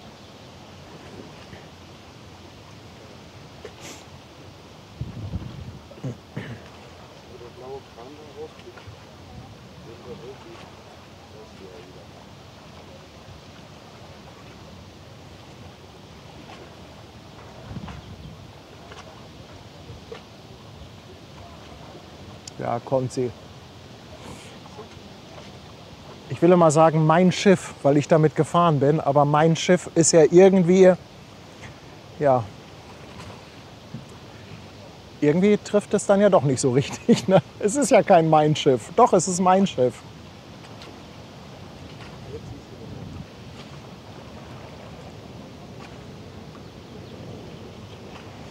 Die AIDA Prima.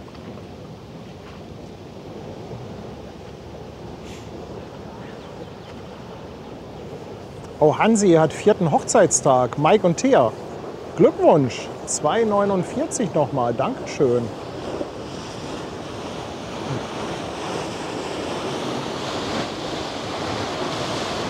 Da sehen wir Michel.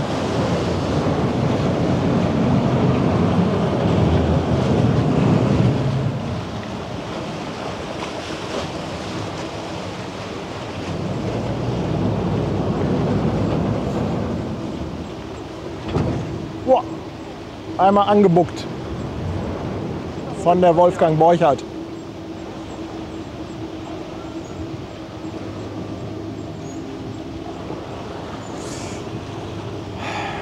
Jens, tut's weh, nicht drauf zu sein? Nee, also ich hatte eine schöne Zeit und das war toll. Aber zu Hause ist halt auch schön. Und ich meine, ganz ehrlich, ja, hier Hamburger Hafen, da kann doch Norwegen nicht mithalten. Ja, doch, Geiranger war schon echt klasse. Geiranger Fjord. Also ich glaube, an diese Fahrt mit dem Twizy werde ich mich auch ewig erinnern.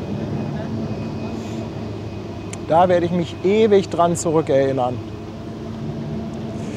Sven sagt, seine Eltern stehen in der Mitte auf dem Skywalk. Ich hoffe auf der Backbordseite.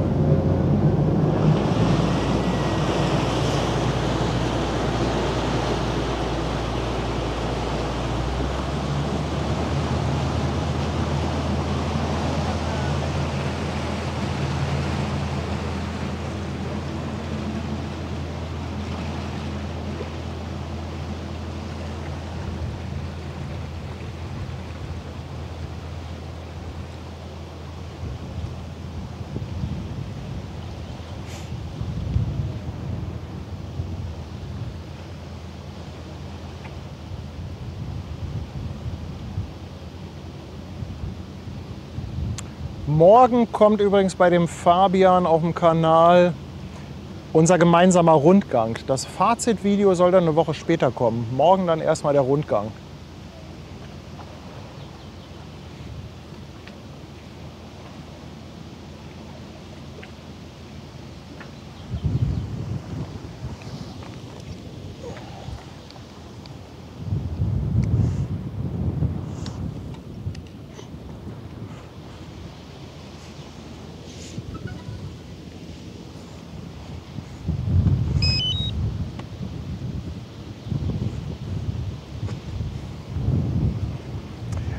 Ja, beim Kanalgeburtstag, beim Nordostseekanal bin ich am Sonntag auch für das Schlepperballett. Da wollte ich auch ganz gerne einen Stream machen.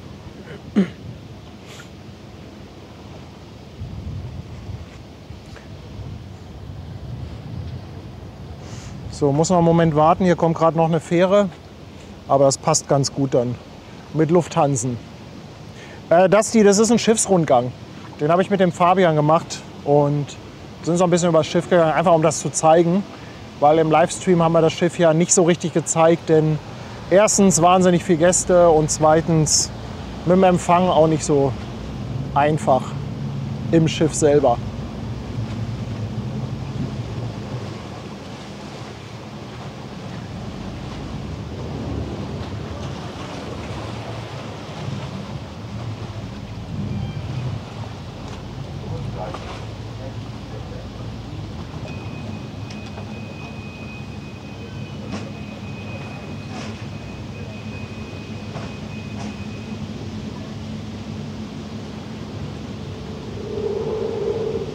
Nee, ich glaube nicht, dass das so ein 2-Stunden-Rundgang wird, wie bei Moor.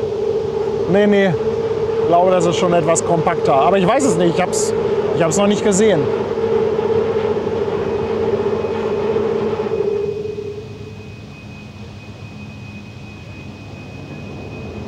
Hertha, auf welches Wort wartest du denn? Leute, ich habe doch genug gezahlt in letzter Zeit.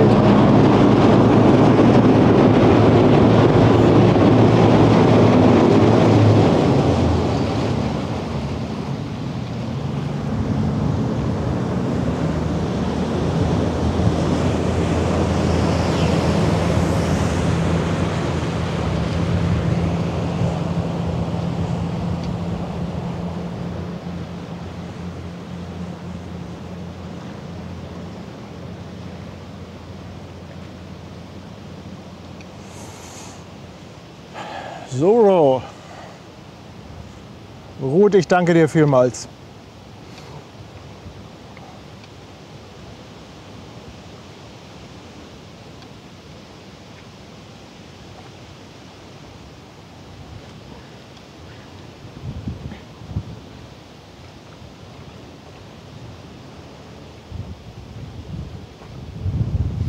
Ja, Wahnsinn, ey.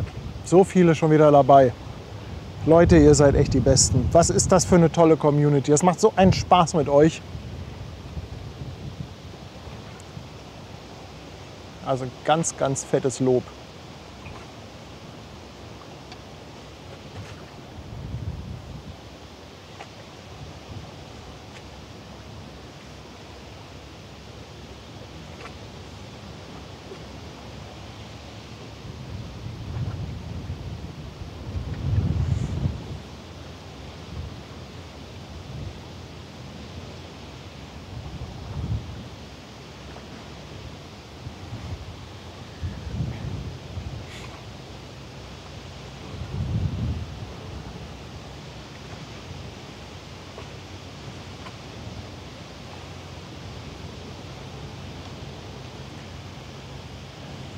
Ja, die AIDA Prima macht sich wieder auf die Reise nach Norwegen.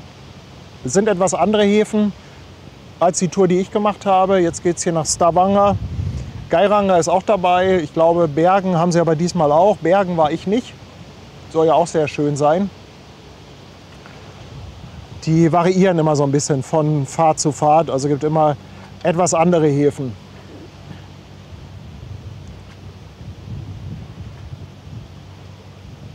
Hansi, ich danke dir für noch eine verschenkte Mitgliedschaft. Und Ingo, auch an dich ein dickes Dankeschön für das Lob. Danke, danke.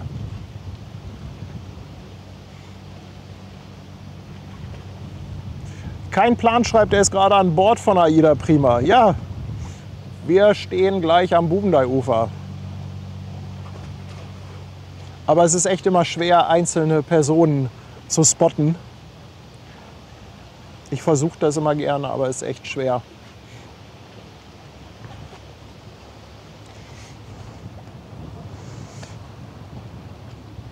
Drei Monate auf Twitch. David, haha, 98, Dankeschön. Und Noteven Klaus oder Noteven.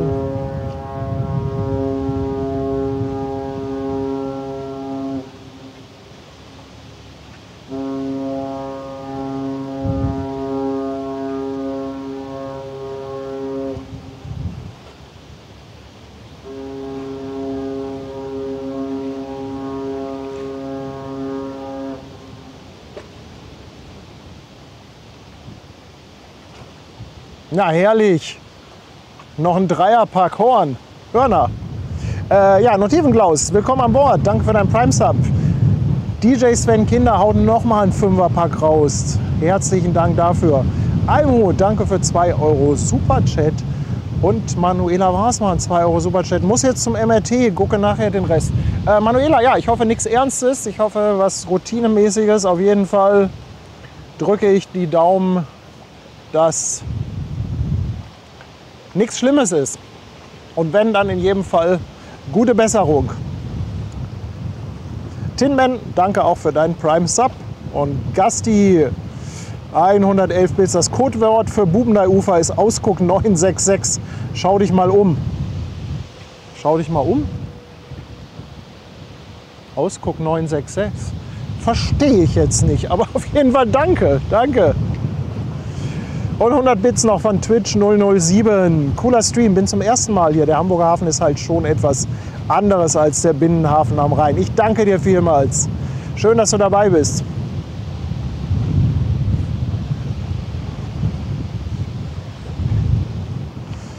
Außerdem Tapsi, auch 4 Monate schon dabei auf der Speicherstadt. Moin Martin und Basti im 6. Monat auf Twitch dabei. Herzlichen Dank dafür. Hertha Tom haut noch eine 5er Subbombe raus. Leute, was ist denn los heute mit ihr? Mit euch? Sag mal, völlige Eskalation hier auf beiden Kanälen. Fast 3000 Zuschauer. Mann, ist das krass. Ist das krass. Ja, die Prima bekommt gleich auch meine eigene Auslaufmelodie. Die von AIDA kann ich ja leider nicht spielen wegen Urheberrecht. Lasta Muhari, auch an dich ein Dankeschön für 100 Bits. Tim feiert 11 Monate. Dankeschön. Und Fischer ist Original, auch nochmal 100 Bits. Ja, und im Hintergrund sehen wir auch schon die, wie hieß die, CSSC Imming, irgendwas mit, naja, ich kann es gleich lesen, wenn sie näher kommt. Auf jeden Fall ein schöner Bulker. Ich mag ja die Bulker sehr, sehr gerne. Martin, das war heute so spontan. Ich habe ganz vergessen, dir Bescheid zu sagen. Ja, alles gut. Ich wäre sowieso nicht eher rausgekommen. Okay. Das ist ganz schön windig hier. Ja, es ist in der Tat windig.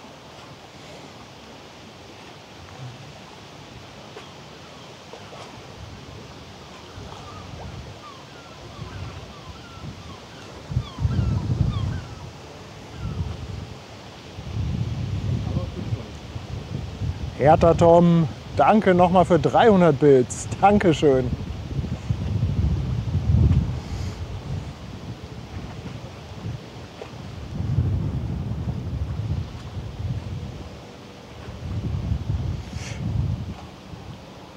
Ach Almut, die Auslaufmusik von AIDA gehört aber dazu. Ob man die jetzt gut findet oder nicht, wenn du 3-4 Mal mit AIDA ausgelaufen bist und an Deck standest, dann findest du die irgendwann auch gut. Das gehört einfach dazu. Das ist halt, ja, gibt mit Sicherheit bessere Melodien, aber es ist halt AIDA und gehört irgendwie zu diesem ganzen Erlebnis dazu. Sarah Frosch, danke dir für die Verlängerung, 7 Monate schon. Und der Fitz hier, 10 Monate Prime Sub, Dankeschön, danke, danke, danke.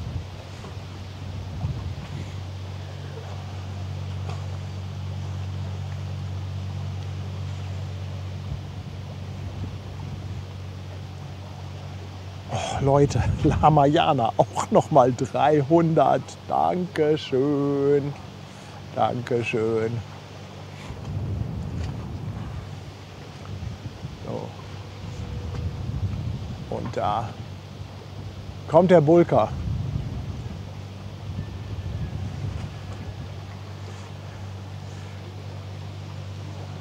So, die Frage ist, wer hat meine Kabine?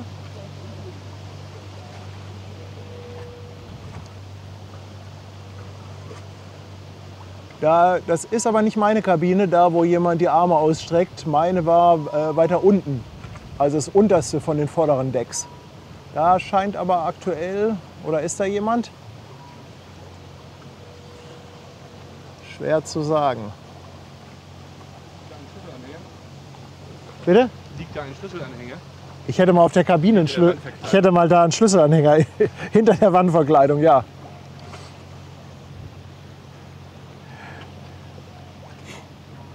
Stefan, das machen nicht alle Kreuzfahrer mit der Auslaufmelodie. Bei manchen wird das so überhaupt nicht zelebriert.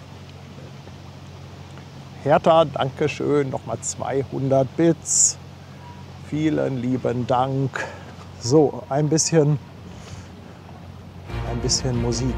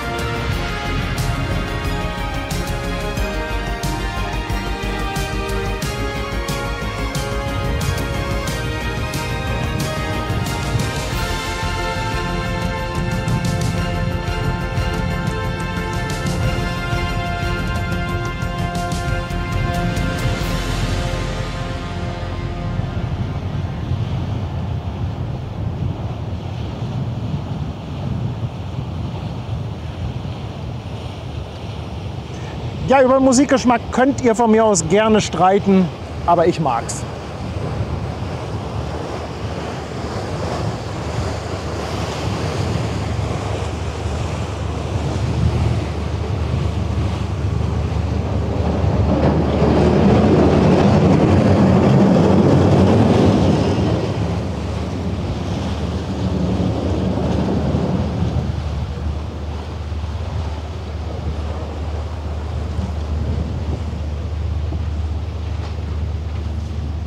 Dirty King ist auch da. Ja, wir warten auf Kaya. Moin, mein Lieber. René, ich danke dir für die Reeperbahn-Mitgliedschaft. Willkommen an Bord. Danke, danke. Und DJ Sven Kinder. Haut noch mal einen Zehner raus. Die Elbe, das Schiff, der Himmel und die Hintergrundmusik. Einfach sensationell. Dankeschön. Leon schreibt auch noch mal Danke für die tollen Bilder. Ist seit 3 Monaten dabei. Herzlichen Dank.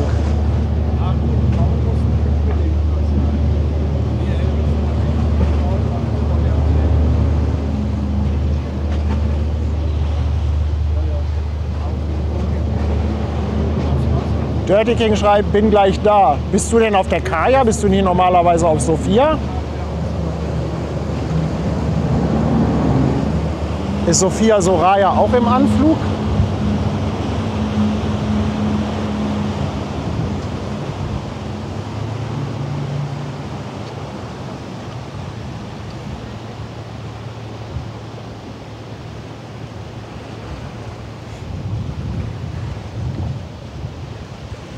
Kaya kommt später. Ah, okay, dann ist gleich erstmal Sophia Soraya dran. Mit euch habe ich aber nicht gerechnet, Dirty King.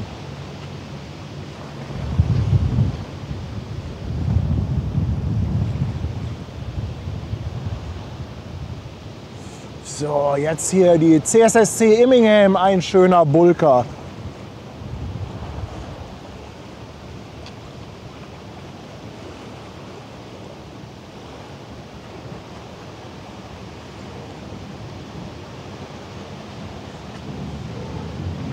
Ja, und dann nochmal für alle Geburtstagskinder, ganz besonders natürlich Brigitte, aber auch alle anderen, Tobi zum Beispiel auch, der Geburtstag hat, für euch nochmal hier das Geburtstagshorn von der AIDA.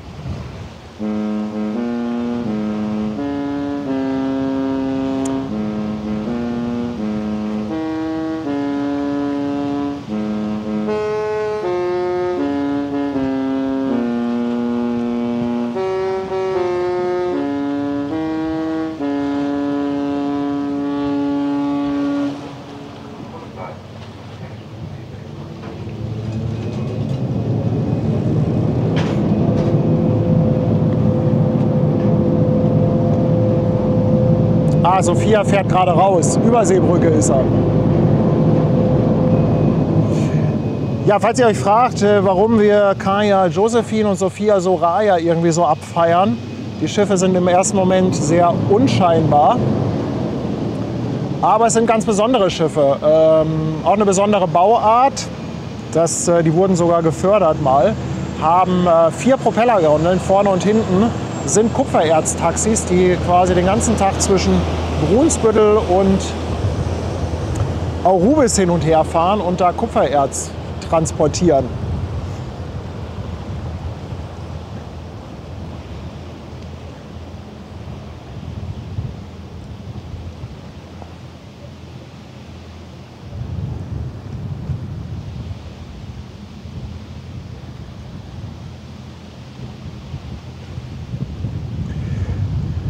Leon haut noch eine Kiezmische raus.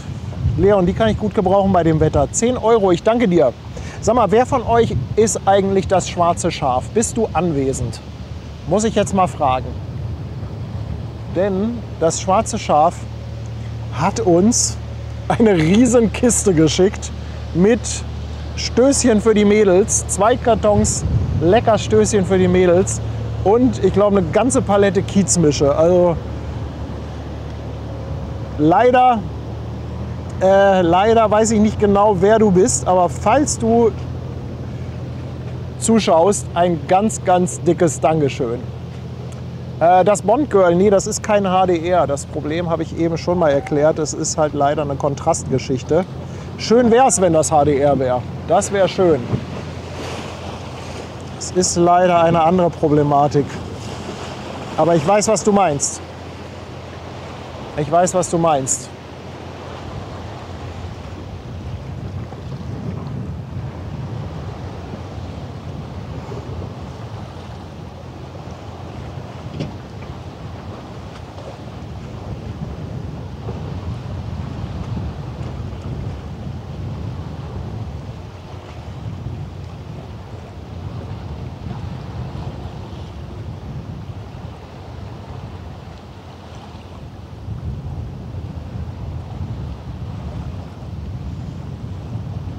Da werden noch Leinen sortiert.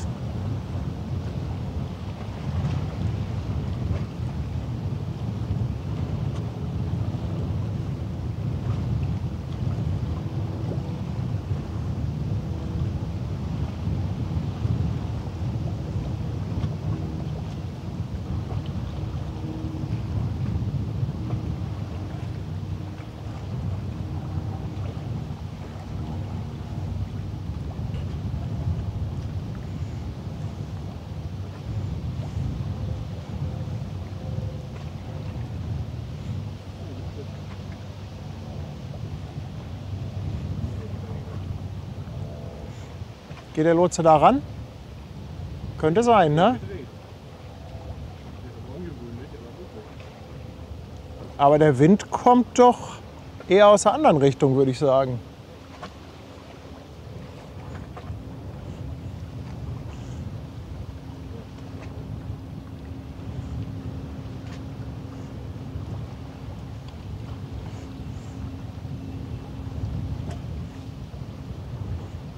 Doch, der geht ran.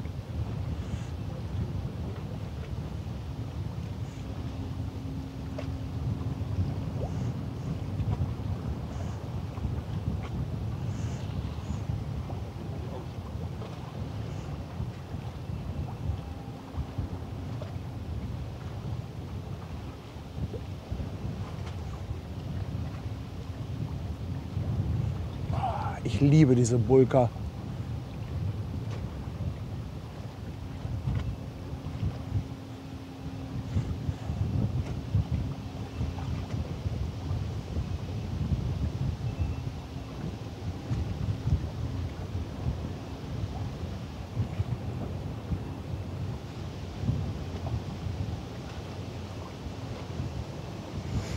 Da sieht man, wie die Lotsen an Bord gehen.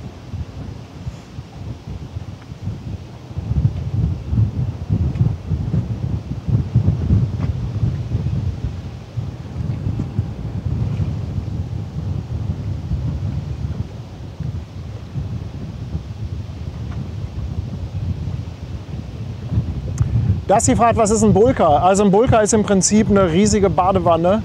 Das heißt, da kannst du alles mit transportieren, was man schütten kann. Zum Beispiel Erz. Also ein riesiger Frachtraum.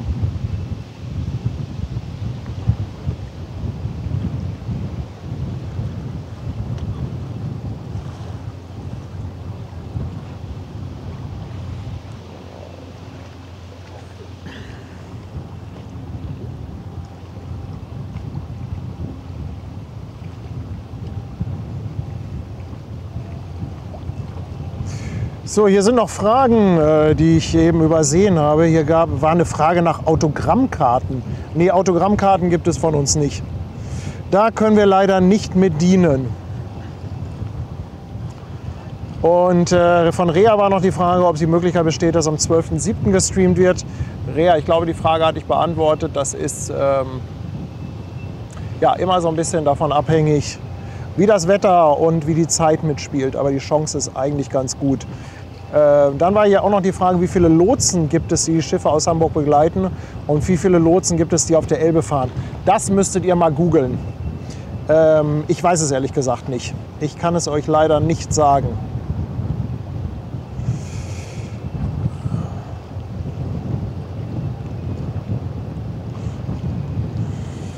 So.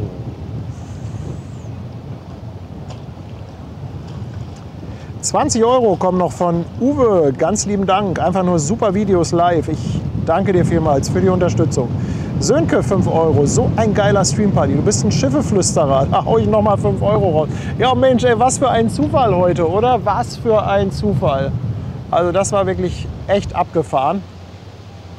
Ich muss jetzt einmal kurz landen und dann warten wir auf Sophia Soraya, die eigentlich jeden Moment hier aufschlagen müsste. Kann nicht mehr so lange dauern. Aber ich muss einmal kurz zwischenlanden.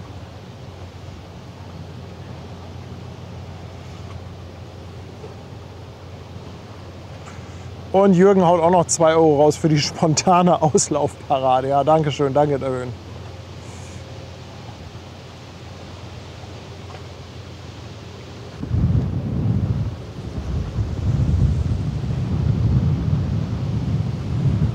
Achtung Martin, ich komme runter.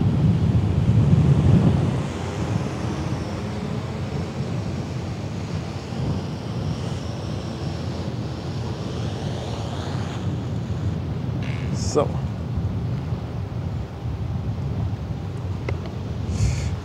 Kurze Flugpause.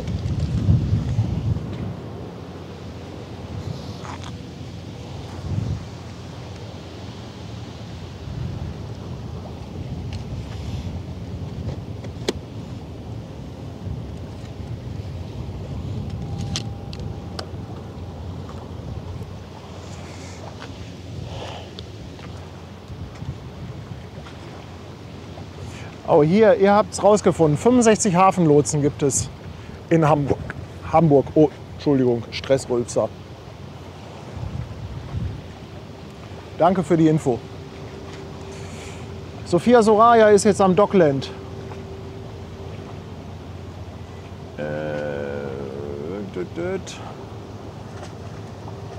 Da ist sie doch, oder? Ja, müsst ihr mal drauf achten, wenn wir es gleich sehen. Von vorne die Schiffe ganz interessant. Haben vorne auch so einen Doppelrumpf.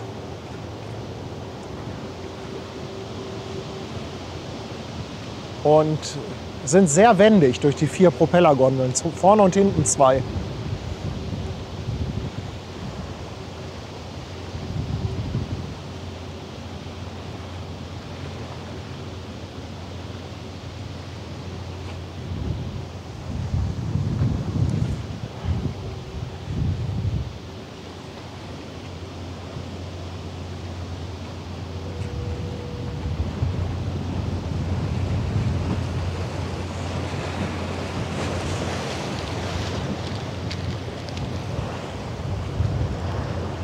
Von hinten kommt auch noch was.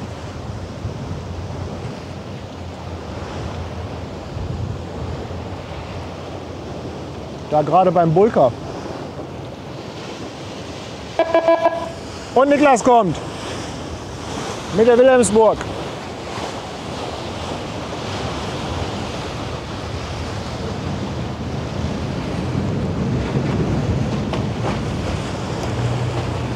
Bester Mann auf den Fähren.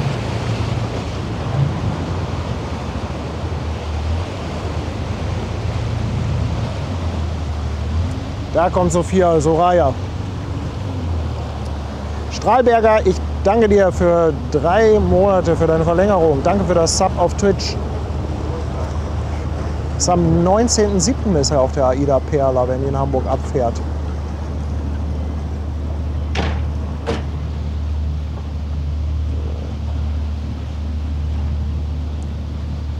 Ja, dann Sophia Soraya.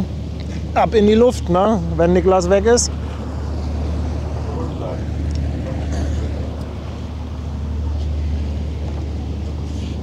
So, Dirty King, ich frage lieber noch mal, aber ich gehe mal davon aus, dass wir bei dir Überfluggenehmigung haben.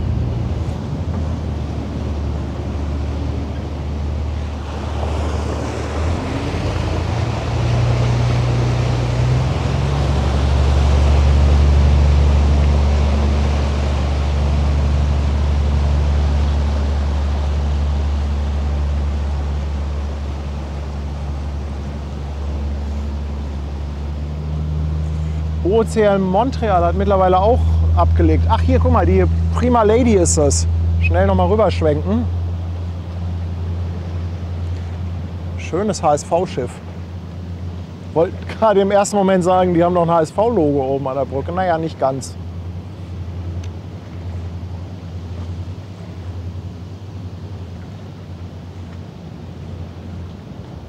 Hauptsache ein bisschen was für den Teng tun.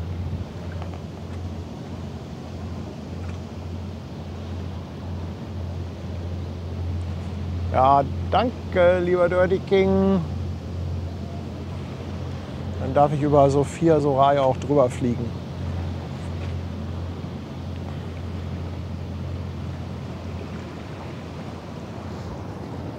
So, bevor eine Fähre kommt, ab in die Luft.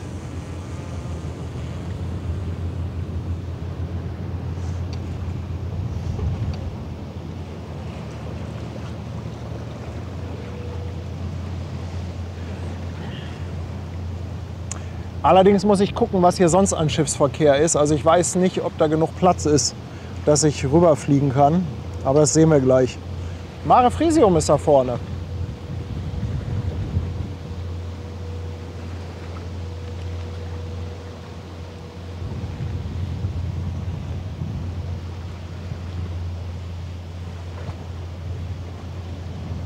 Und Kaya Josephine ist auch unterwegs. Mann, oh Mann, was ist hier los? Was ist hier los?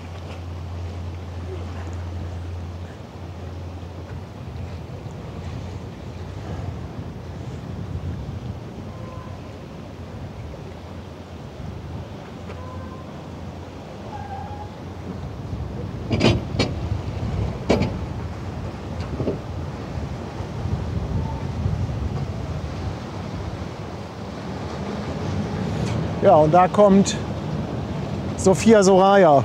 Wie gesagt, unscheinbares Schiff, aber sehr interessante Bauart.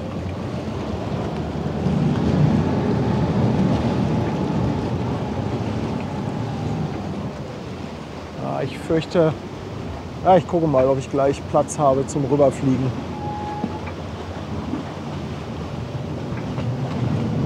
Und Kaishi ist auch dann unterwegs mit der Kaya.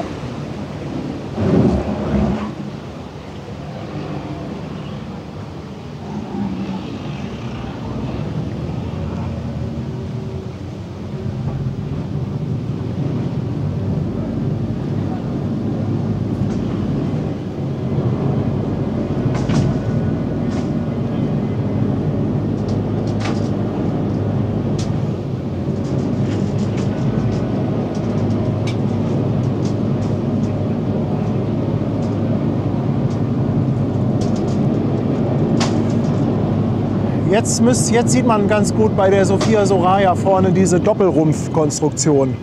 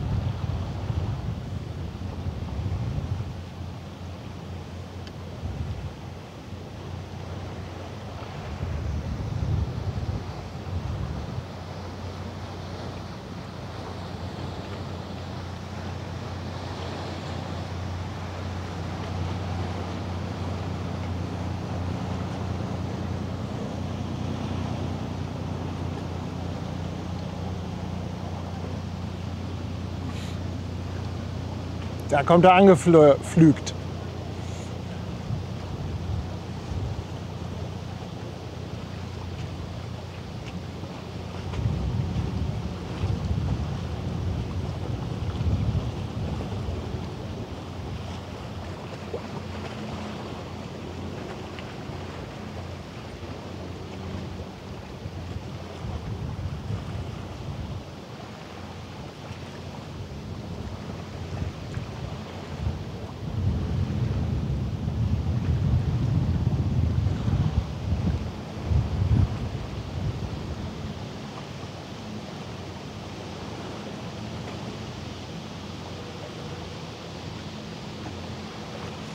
Also Leute, für alle, die das interessiert, über Schiffe fliegen, nur mit ausdrücklicher Genehmigung des Kapitäns. Die haben wir hier, also macht das bitte nicht nach.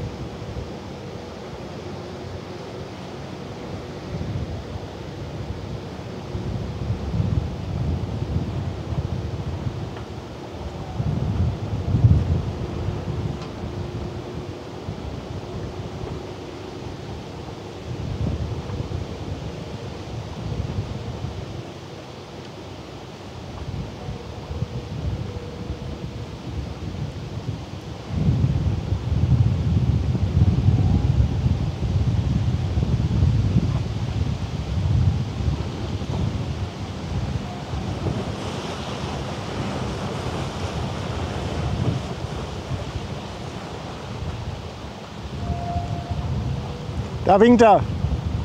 Moin, mein Lieber.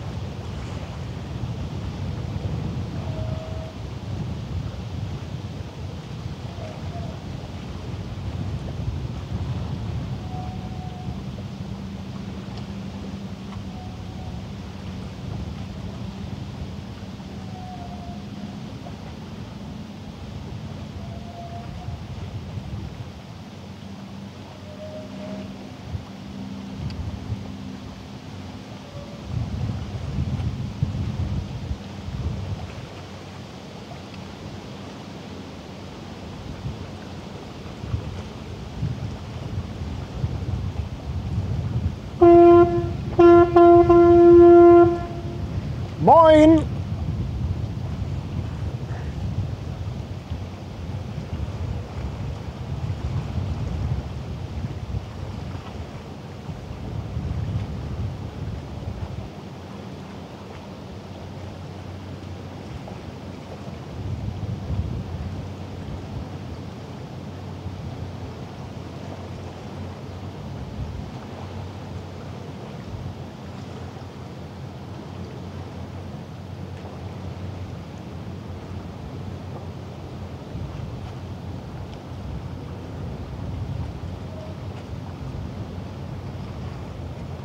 So.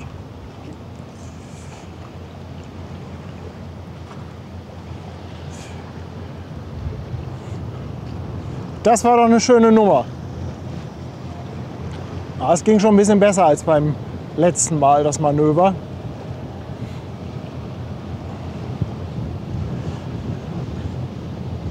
So. Zwischenlandung. Und dann warten wir, ups, ich drehe die Kamera mal da hinten hin. Zwischenlandung und dann warten wir auf Kaya Josephine.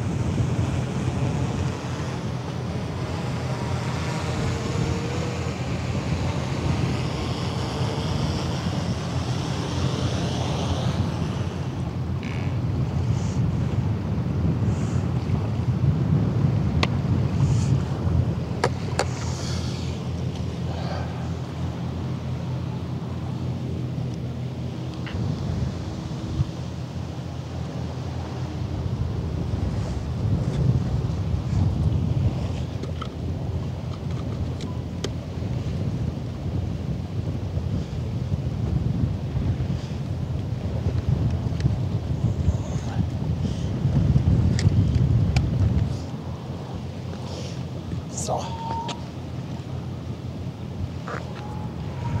Okay, so ich bin wieder bei euch mit einer kleinen Landung. Zwar kein Beluga, aber immerhin ein Schiffchen.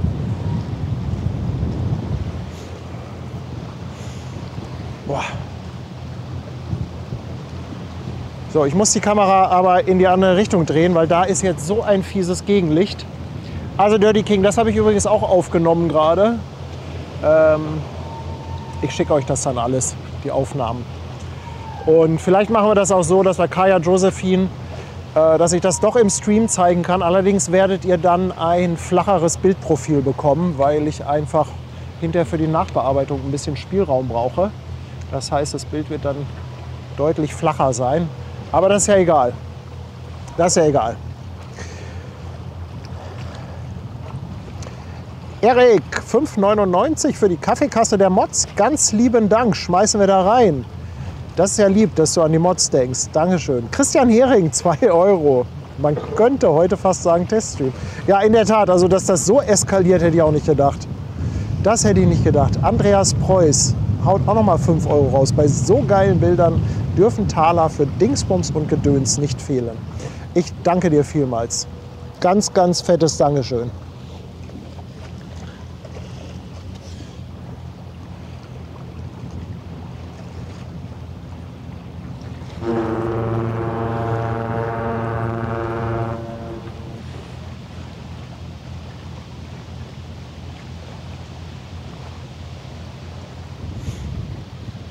Kaya Josephine jetzt Wedel, ja, dann haben wir auf jeden Fall noch eine halbe Stunde oder so.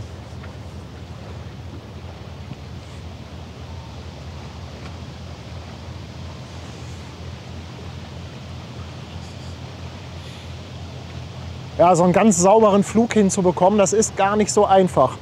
Das erfordert immer ein bisschen Übung.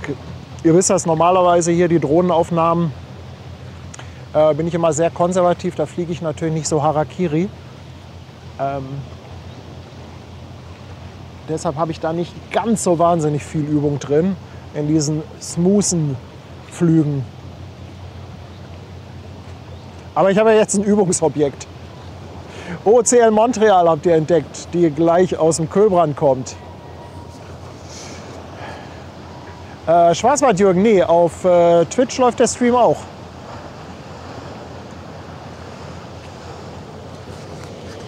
Oder machst du heute hauptsächlich YouTube? Oder habe ich was übersehen mal wieder? Das kann natürlich sein.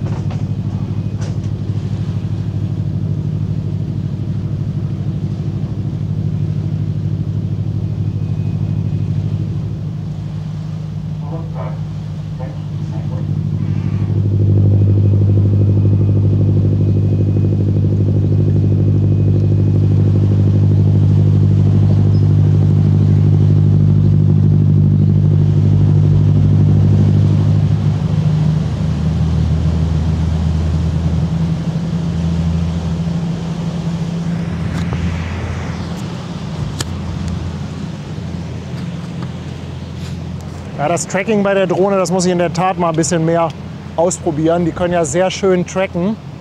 Ich weiß nur nicht, was das Active Track macht, wenn das Schiff dann direkt unter mir ist oder unter der Drohne. Ich bin eigentlich immer manuell geflogen, schon seit, ich mache das ja seit, ich glaube, die erste Drohne hatte ich vor 10, 11, 12 Jahren oder so. Bin immer manuell geflogen. Aber ich muss mit dem Tracking mal ein bisschen mehr spielen. Braucht man ein Übungsobjekt, muss man einen Schlepper engagieren.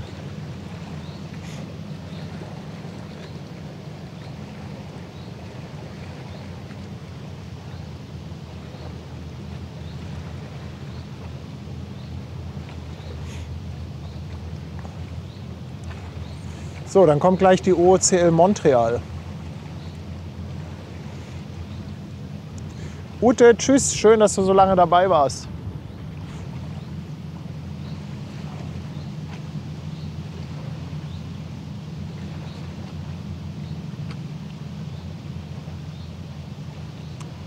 Ach so, Jürgen meinte Remo.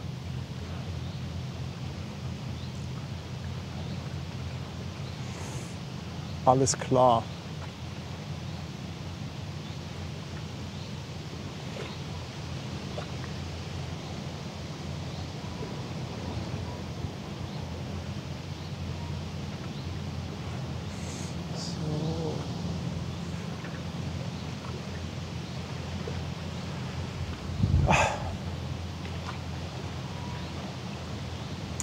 Ja, Prima ist schon weg für alle, die jetzt später einschalten, aber könnt ihr jetzt zurückspulen.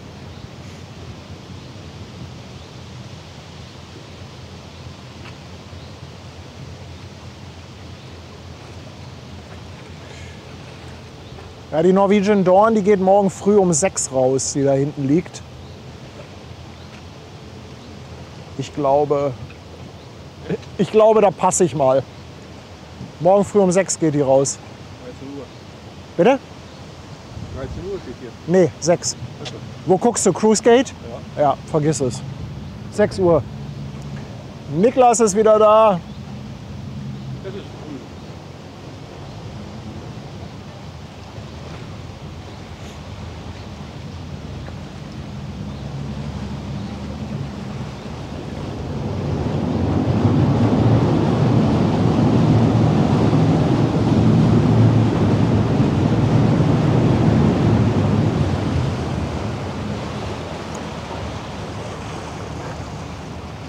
Matti, ich danke dir für 19 Monate jetzt schon auf der Speicherstadt. Ganz dickes Dankeschön. Ja, spulen. Man sagt so zurückspulen, ne? Eigentlich spult man ja gar nicht mehr.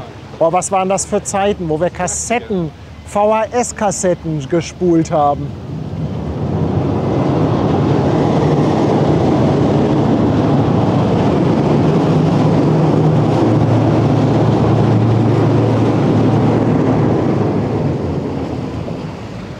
Ciao, Niklas.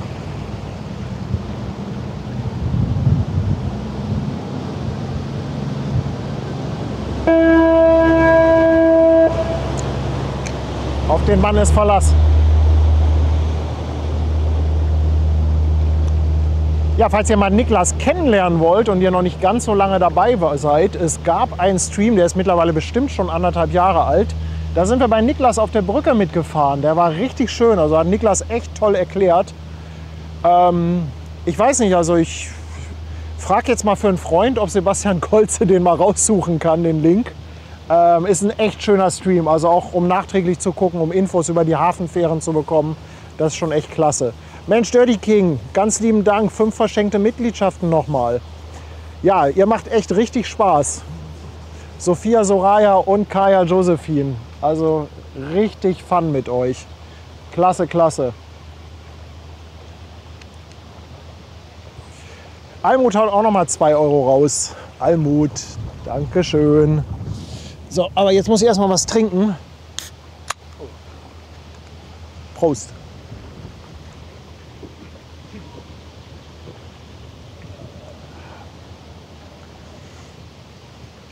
Ja, Bandsalat. Wer kennt noch Bandsalat?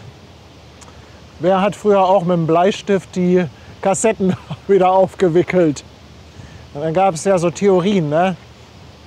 120er waren immer sehr anfällig, ja? Ich habe meistens die 90er gehabt, aber viele haben auf die 60er geschworen. 120er waren zu dünn.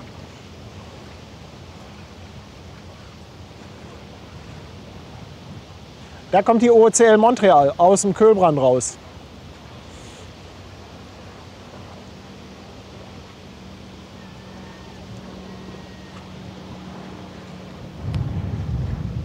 Die haben wir gestern doch auch reingebracht. Ja, Sebastian Kolze ist die Maschine. Er hat es rausgesucht. Hafenrundfahrt auf der Brücke, Linie 62, zusammen mit Niklas. Also schaut da mal gerne rein. Das ist echt ein schöner Stream gewesen. Gab damals ganz tolles Feedback.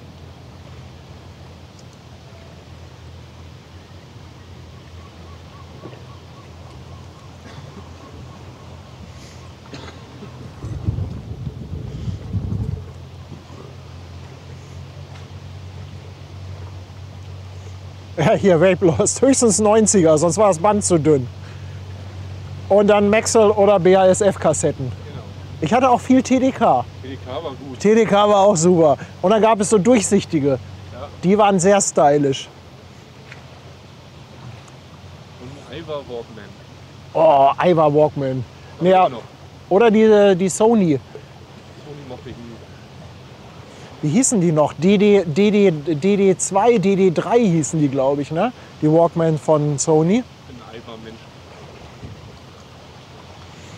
Jetzt Dirty King, vielen Dank, dass du dabei warst. Eine gute Fahrt wünschen wir dir.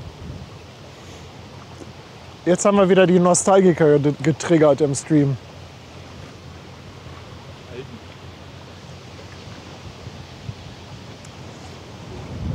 JT Kirk, ich danke dir vielmals für 6 Monate auf der Speicherstadt. Er schickt auch ein Danke an das ganze Team und für die tollen Streams.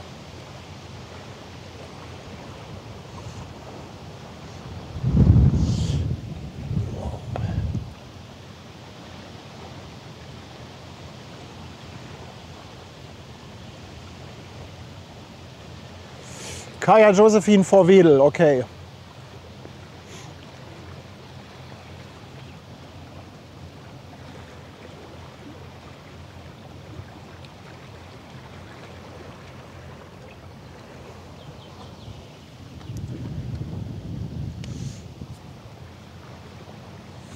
Ja, Sony Walkman mit UKW-Radio. Nee, die mit Radio fand ich nicht gut. Das war zu viel Getüdel. Das war zu viel Tüdelkram. Ich bin groß. Ja, jetzt habe ich wieder was ausgelöst im Chat.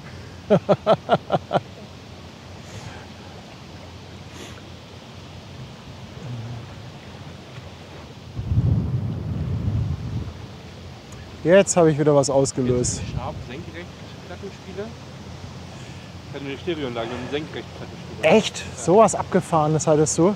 Ja, ja, ich kannte die, aber was ich klasse fand, es gab ja dann bei Plattenspielern konntest du ja in der Mitte so einen Stab und wenn du Singles hattest, dann wurden die immer, konntest du so einen Stapel drauflegen und wenn die zu Ende gespielt waren, dann wurde die nächste automatisch runtergeschmissen.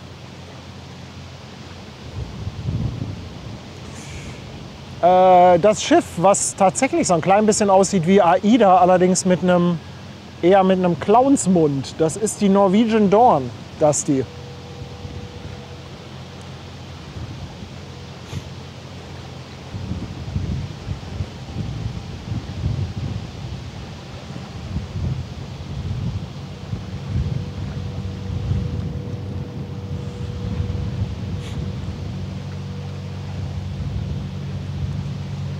Ja, und später hatten wir dann die CD-Wechsler, vor allem im Auto.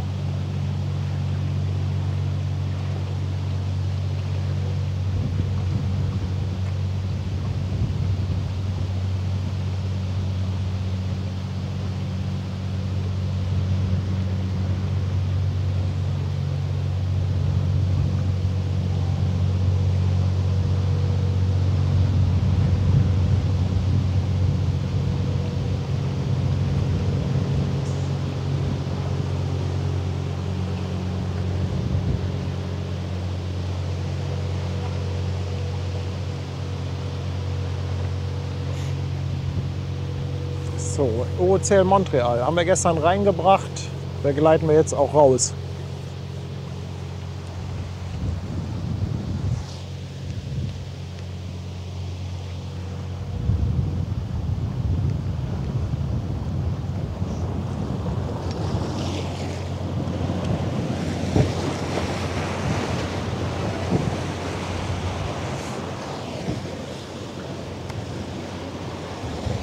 Noch ein kleiner Gruß vom Lotsenboot.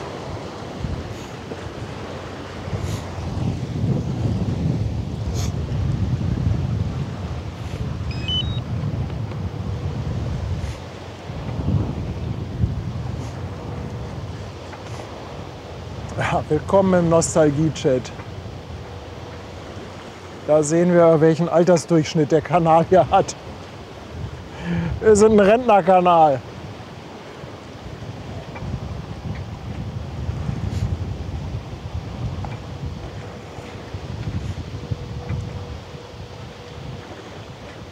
Oh, fährt jetzt voll in den Schatten da rein. Gucken wir mal, wie das Lotsenboot davor leuchtet.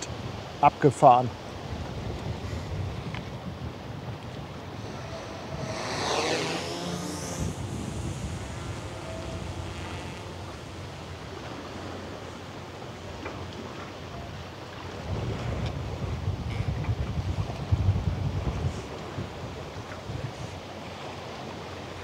Krass, ne? Wie das aussieht, wenn er da so in den Schatten fährt. Aber ich denke, er kommt gleich auch noch mal in die Sonne.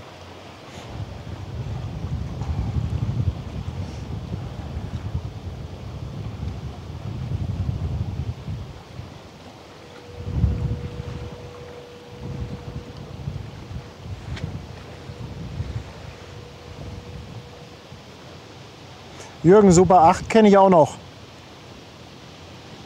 Jetzt fährt sie in die Sonne. Toll.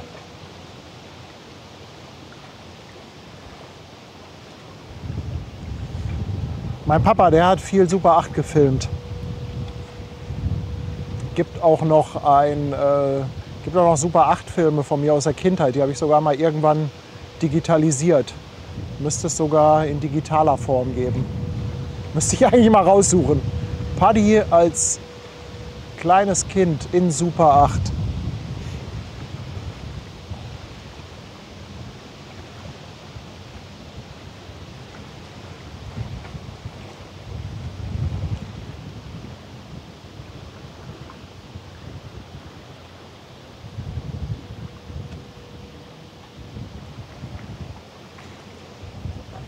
Zeigen, sagt Garfield. Ja, das müsste ich natürlich vorbereiten, aber mal gucken. Vielleicht wäre das mal was für irgend so ein Special zu Weihnachten. Porsche-Fan, ich danke dir vielmals. Noch eine verschenkte Mitgliedschaft. Danke, danke.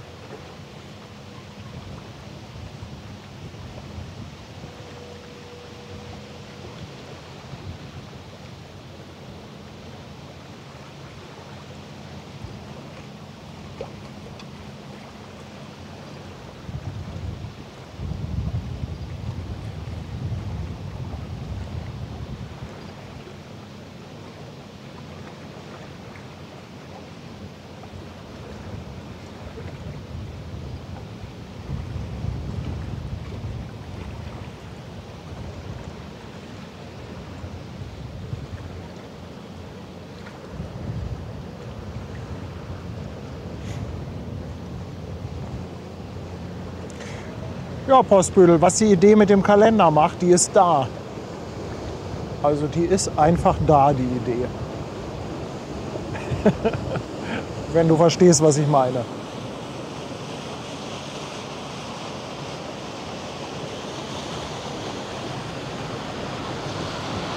Sven, noch eine verschenkte Mitgliedschaft. Sven, danke schön. Der Kanal explodiert ja heute.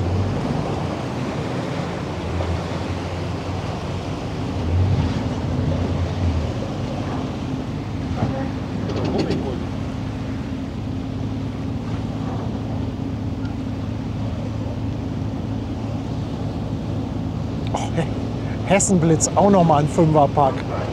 Mensch, danke ihr Lieben, Dankeschön. Typhon, einmal Ohren zu halten.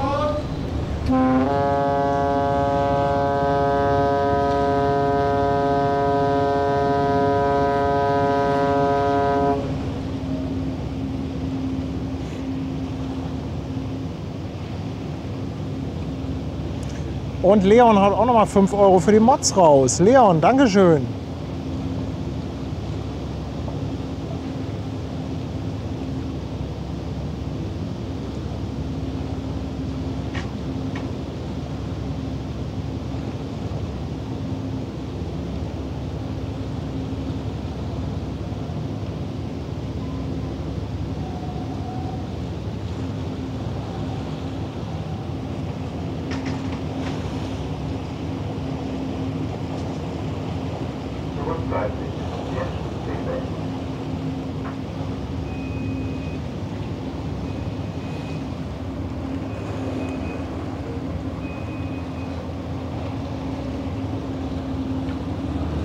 Wisst ihr, was das Problem mit dem Kalender ist?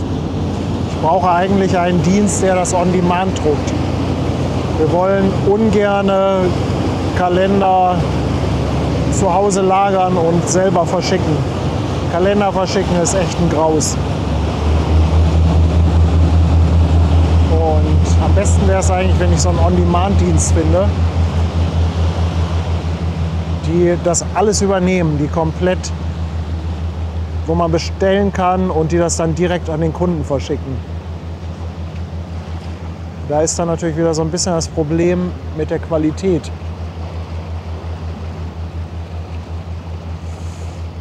Sven, ich danke dir vielmals. Auch nochmal 10 Euro für die Mods. Ja, wir müssen, glaube ich, mal eine Modkasse einführen.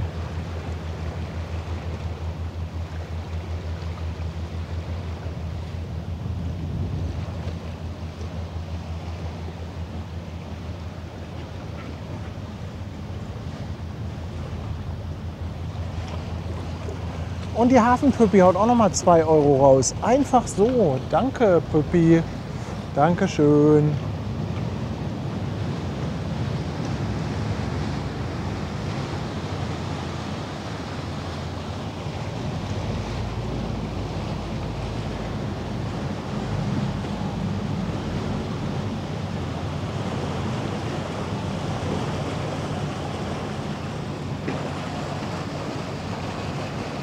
Stefan, ja, die Kasse gibt es auch noch.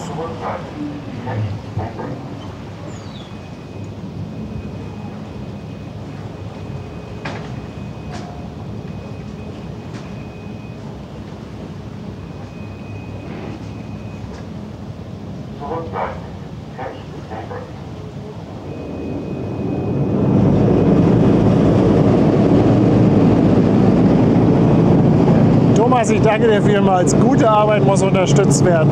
10 Euro, sensationell. Herzlichen Dank, mein Lieber.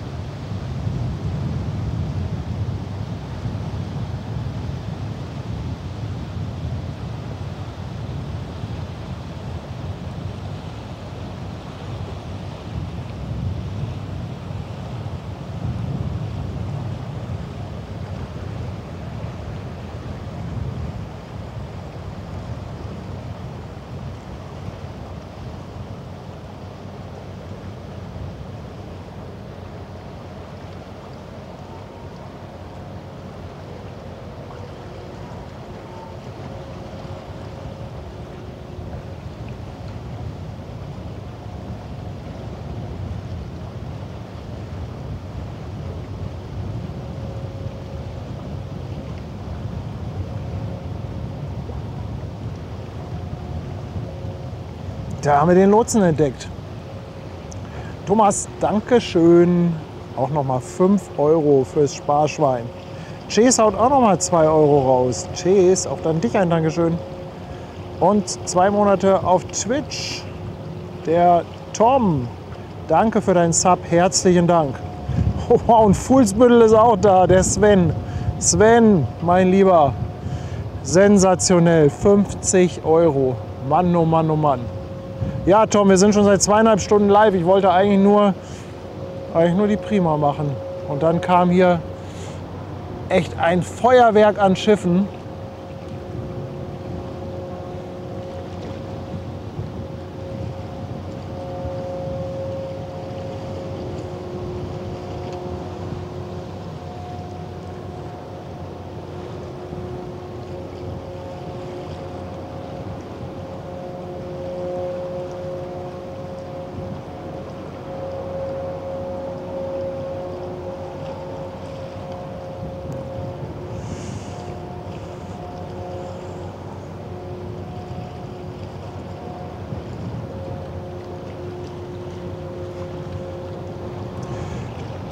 Und Thomas Biemer auf Twitch. Ich danke dir auch vielmals, dass du deinen Prime-Sub verlängert hast.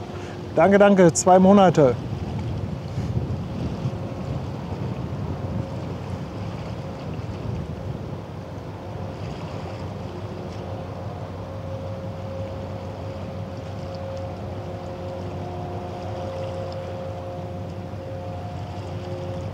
Was ist denn los mit euch heute?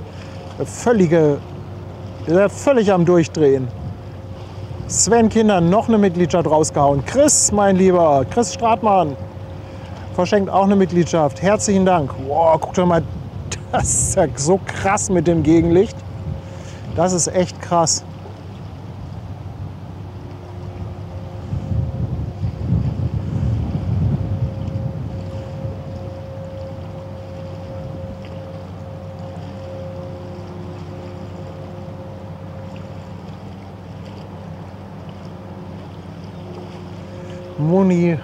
Moni, auch an dich ein dickes Dankeschön.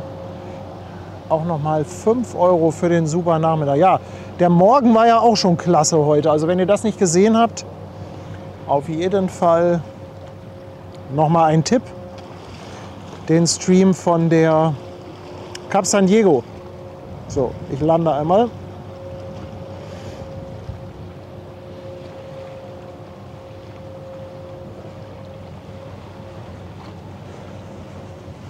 Die Drohne sammelt gut Flugstunden. Vorsicht.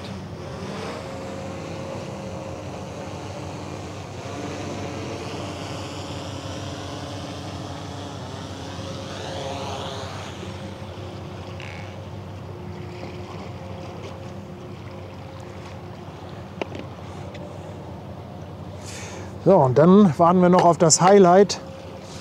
Kaya Josephine. Ja, machen wir dann auch im Stream. Wie gesagt, dann kriegt ihr ein etwas schlechteres Bild von den Farben und Kontrasten, weil ich das im Log-Format aufnehme. Aber dann könnt ihr ja trotzdem zugucken. Bin ich ein bisschen nervöser bei so vielen Zuschauern.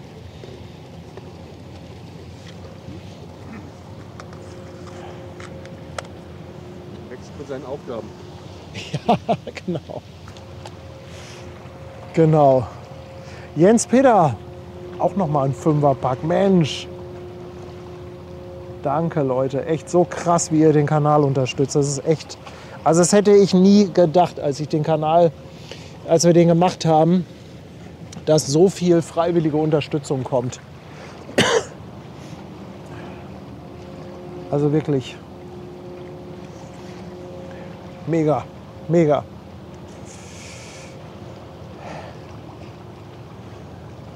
Sven haut noch mal 5 Mitgliedschaften raus. Sven, Mann, danke, danke.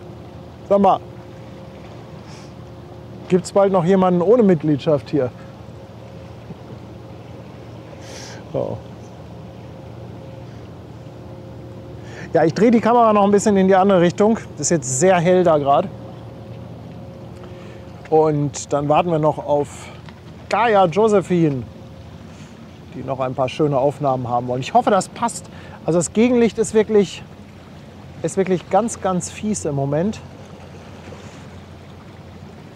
Ich hoffe, das kriegen wir trotzdem ganz gut hin. Aber schauen wir mal. Schauen wir mal, wie das hinterher in der Nachbearbeitung aussieht. Peter Hummel ist auch seit 22 Monaten dabei. Auf der Reeperbahn. Peter, Dankeschön. Und Ute auch nochmal 5 € für den sensationellen Nachmittag und für die fantastische Arbeit der lieben Mods. Ja, die Mods können wir nicht oft genug loben, wie die uns unterstützen. Das ist wirklich ganz, ganz toll. Und ja, wir sind halt auch privat mit denen ganz dicke. Ne? Also es sind ja alles Leute, die wir persönlich kennen. Sebastian Kolzer haben wir mittlerweile auch persönlich kennengelernt. Der war auch schon mal in Hamburg. Das funktioniert einfach unheimlich gut. Postbüdel, danke auch an dich. Postbüdel, ein Mann der ersten Stunde, haut noch mal eine Mitgliedschaft raus. Danke dir vielmals. Leon meint keine Nervosität, Buddy. Es wird sensationell. Dankeschön auch noch mal für 2 €. Ja, Kaya Josephine und Sophia Soraya treffen sich gleich. Schade, das wäre auch noch mal was. Hättet ihr ja auch mal besser abpassen können, ihr beiden, oder?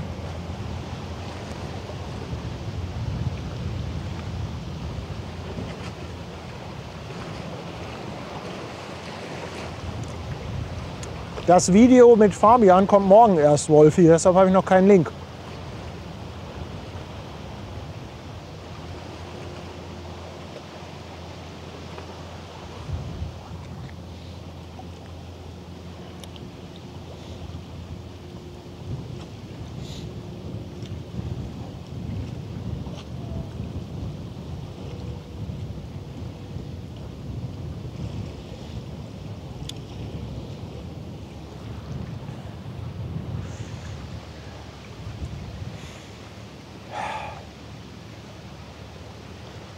Ja, mal durchschnaufen tut auch gut. Jo. War ja auch viel Action hier. Ja. Sven, ich weiß gar nicht mehr, wie ich dir danken soll. Nochmal 5 €. Hamburg Hafen Live ist einfach eine Mitgliedschaft wert. Ich danke dir vielmals. Und Andreas Westphal, unser Mann der Kapitelmarker. Also wenn euch schon mal beim Nachgucken aufgefallen ist, dass in den Videos Kapitelmarker drin sind, die macht alle der liebe Andreas Westphal. Mensch, Andreas, du sollst doch nichts raushauen für den Kanal, aber trotzdem danke für die 5 Mitgliedschaften. Du tust so viel mit den Kapitelmarkern, du glaubst gar nicht, was das wert ist. Das ist so viel Arbeit und meistens hat Andreas die schon fertig, bevor ich zu Hause bin.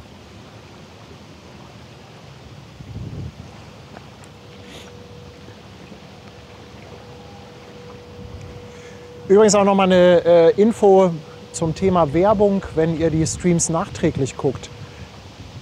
YouTube macht immer, wenn der Stream zu Ende ist, dann wird das durchgerechnet und dann platziert YouTube von alleine Werbepausen da drin. Teilweise sind die im Minutentakt. Und ich versuche die dann immer rauszunehmen und so, dass da nur alle 15 Minuten dann eine Werbepause ist. Aber manchmal dauert das sehr lange. Zum Beispiel der Stream von heute Morgen, da konnte ich die Werbung bis heute, bis ich losgefahren bin, nicht bearbeiten. Das heißt, wer den jetzt gerade guckt, der kriegt unter Umständen da alle 1, 2, 3 Minuten Werbung. Das finde ich selber ein bisschen suboptimal. Also macht mich da nicht für verantwortlich. Versucht die immer rauszunehmen. Manchmal geht das sehr schnell, dass ich das machen kann, wenn ich schon zu Hause bin. Manchmal dauert das echt stundenlang. Sven, noch eine Mitgliedschaft. Mensch, Sven, danke. Und auf Twitch der Liebowski, seit 2 Monaten dabei. Dankeschön. Mike haut auch noch mal 2 € Superchat raus. Danke. Mensch, Leute, jetzt hört auf. Hört auf jetzt hier. Bitte? Da sind noch fast keine mehr. Die Mitgliedschaften sind, die sind alle ausverkauft. Mitgliedschaften und Subs sind ausverkauft. Oh, Andreas Kiezmische für Samstag. Kann leider nicht dabei sein. 25 € nochmal.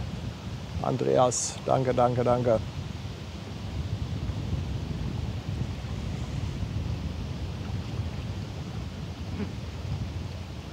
Und auf Twitch Tom der Bär. Haut auch noch, nee, was hat er denn? Muss ich erst mal lesen. Auch ein Sub verlängert. Insgesamt, nein, verschenkt ein Sub. Oh, jetzt sehe ich es erst. Völlig verlesen. Tom, Dankeschön. Danke für das verschenkte Sub. Mike haut noch eine Mitgliedschaft raus. Danke. Und der Virtual. 5 € Superchat. Leute, jetzt ist aber mal Schluss hier. Virtual schreibt, moin allerseits, bin etwas spät dran und spule gleich zurück. Aber ein kleiner Beitrag muss für das kommende Vergnügen sein. Virtual, es lohnt sich zurückzuspulen. Also Leute, jetzt Platz, aus hier. Aus, vorbei. Norbert, auch noch mal eine verschenkte Mitgliedschaft. Jetzt reicht's aber hier. Danke, echt danke, danke Leute, wirklich. Ja, Kaya Josephine und Sophia Soraya müssen sich jetzt passiert haben. Also Kaya Josephine, wie lange wird die noch brauchen? 20 Minuten vielleicht.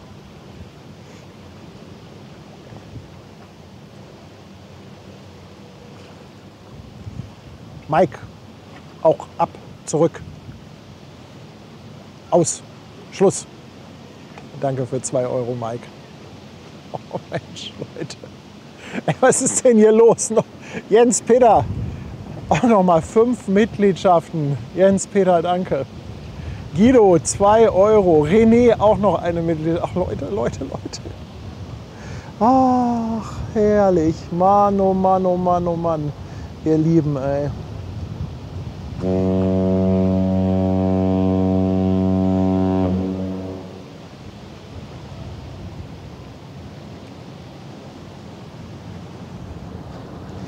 Schwarzbart Jürgen, auch noch eine 5er Subbombe. Jürgen, Dankeschön.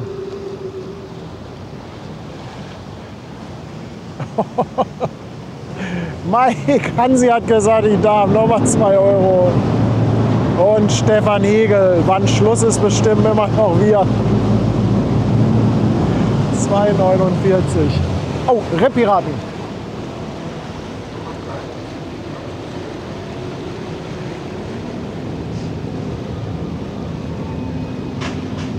Im Zweierpack.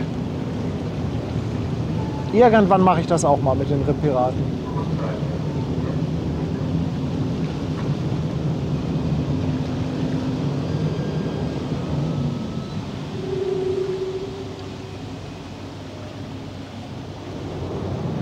Mal Leute, ihr eskaliert ja hier völlig. Seestern, auch nochmal 5 Subs. Dark Chris, 2 Euro. Du machst aber auch einen mega Teststream heute. Ja, hat Teststream-Charakter, in der Tat. Sven Kinder, nochmal eine verschenkte Mitgliedschaft. Danke, danke. Und TomTom, 2 Euro Superchat. Ach, einer geht noch, ja. Lars, jetzt auf der Speicherstadt neu dabei. Herzlich willkommen an Bord. Dankeschön. So und so 01, 5,99. Dankeschön. Hamburg-Spotter, auch 5,99. Leon, 2 Euro Superchat. Nehme es einfach als sensationell, lieber Buddy. Ja, es ist wirklich sensationell. Also wirklich, also es ist Wahnsinn. Es ist totaler Wahnsinn hier. Hansi, nochmal 2 Euro. Ischnina, 2,49 und danke für den Superstream. Peter, HSV Peter, 1887, 5 verschenkte Mitgliedschaften. Und der Dieter, DS aus H, 5,99. Paddy, so geht das nicht, wir lassen uns nichts vorschreiben. Dann die Drachenmutter, auch noch mal 10 Subs, Leute. Oh. Mensch. Ihr seid echt krass. Ihr seid krass. Ja, ich überschlag mich gleich. Das ist wirklich. Sven, auch noch mal eine Mitgliedschaft. Sag mal, die bunten Dinger im Chat oben bei YouTube, die hören gar nicht auf zu ticken, oder?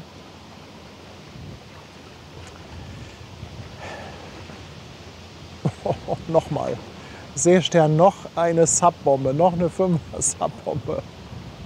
Und Jens Peter, 2 Euro für eine Zugabe. Ja, ich habe eine kleine Zugabe hier. Die Amerika-Hüft. Ihr wolltet doch Polizei. Ihr wolltet Polizei im Stream. Da ist sie. Annette, danke für 5 Euro. Für Samstag. Sind leider nicht dabei. Ja, schade. Aber es wird wieder irgendwann was geben. Oh, das kann ich vielleicht mal sagen. Ich habe jetzt das. Vielleicht muss Tanja mal helfen. Wir fahren auf der Schahörn mit. Ich meine am 24.08.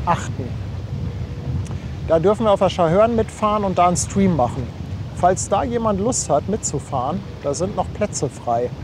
Tanja muss mal checken, ob das der richtige Termin ist und vielleicht haben die lieben Mods ja mal die Möglichkeit, den Link rauszusuchen. Also fahrt auf der Schahörn, schön dampfern mit, und jetzt haltet euch fest, an der Maschine als Heizmeister der liebe Olli, der auch den Schleppdampfer Fritz hat. Also da freue ich mich schon drauf. Das wird, glaube ich, richtig gut. Ey, Leute, ich komme hier überhaupt nicht mehr mit. Hansi noch mal 2 Euro. Wenn Mike, dann darf ich auch. Stefan, ich muss mich da auch mal einmischen. Mit 5 Euro. Herzlichen Dank. Peter Hummel verschenkt eine Mitgliedschaft. Thomas W., 10 Mitgliedschaften. Jürgen Hergarten, auch eine Mitgliedschaft, danke. Michael Schenk ist auch seit 25 Monaten dabei. Michael, danke, dass du so lange schon dabei bist und uns die Treue hältst. Herrlich, vielen, vielen Dank. Sven, ja, es ist sensationell. Nochmal 20 Euro. Leute, ey, ich flippe hier völlig aus. 5,99 von so und so 01. Ja, lustig. Es ist wirklich lustig. Also ihr habt da Spaß dran, oder? Mann, oh Mann. Macker vom Acker, 7 Monate schon dabei. Dank dir muss ich mit meiner Frau nach Norwegen fahren. Ja, schuldig. Ich bin schuldig. Und Guido schickt 2 Euro Anzahlung für eine Unterwasserdrohne. Ja. Ja, wir kapitulieren. Oh. Sebastian Kolzer hat mal den Link von der Scharhörn rausgesucht. Ja, falls da jemand Lust habt, geht 3,5 Stunden die Fahrt. Ich glaube, kostet 49 oder 50 Euro. Vielleicht mag ja jemand mitfahren. Ist keine Community-Fahrt. Also es ist eine ganz normale offizielle Tour. Und wir werden streamen an Bord. Da haben wir das okay bekommen. Der Olli hat das alles organisiert. Also vielleicht mag ja der ein oder andere.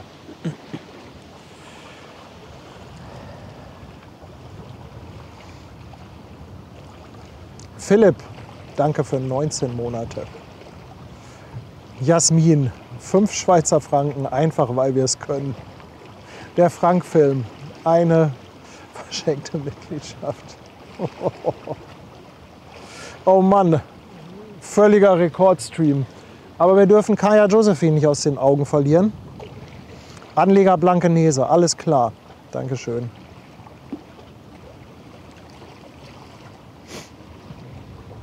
Dankeschön.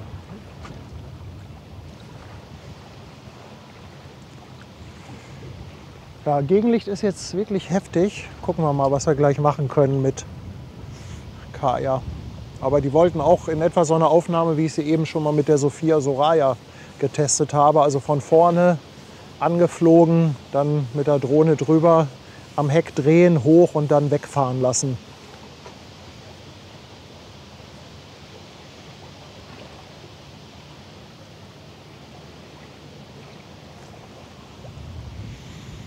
Ja, der Stream geht in die Geschichte ein.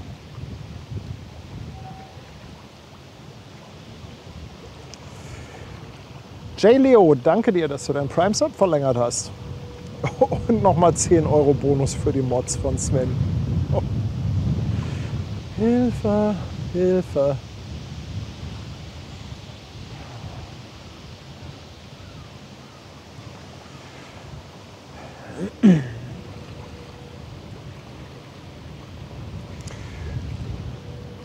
Oh, der Saturnus kommt von hinten. Danke, MacGame. Danke, sehr schöner Schlepper. Baujahr 1978. Sehr schönes altes Teil. Wo kommt denn der her? Kann das sein, dass der eine Zeit lang nicht in Hamburg war? Kommt der vielleicht irgendwie aus Bremerhaven oder so zurück?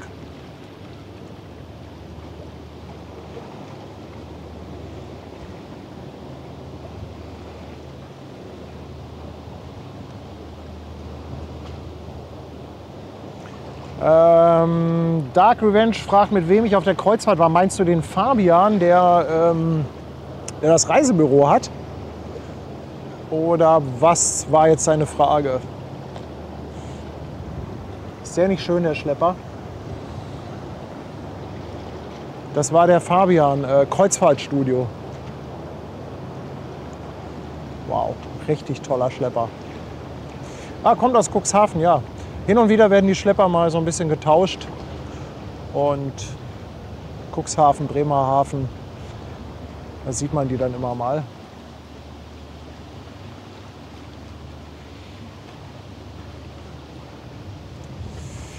Martin, ich danke dir auch für 16 Monate. Herzlichen Dank. So, Kaya Josephine, jetzt Höhe Airbus. Meldet der Peter.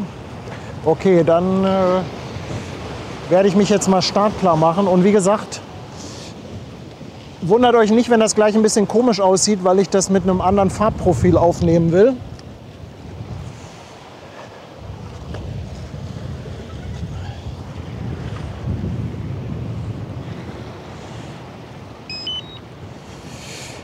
Familie Struss fragt, ob ich die Norwegian Dawn noch streame. Hey, die geht morgen um 6 Uhr raus, morgen früh. Also ich bitte euch. Petri haut auch noch mal 200 Bits raus. Dankeschön, danke. So, jetzt muss ich mal hier das Farbprofil umstellen. Also ihr werdet gleich sehen, das sieht wirklich komisch aus, aber so könnt ihr immerhin trotzdem mit dabei sein, mitgucken.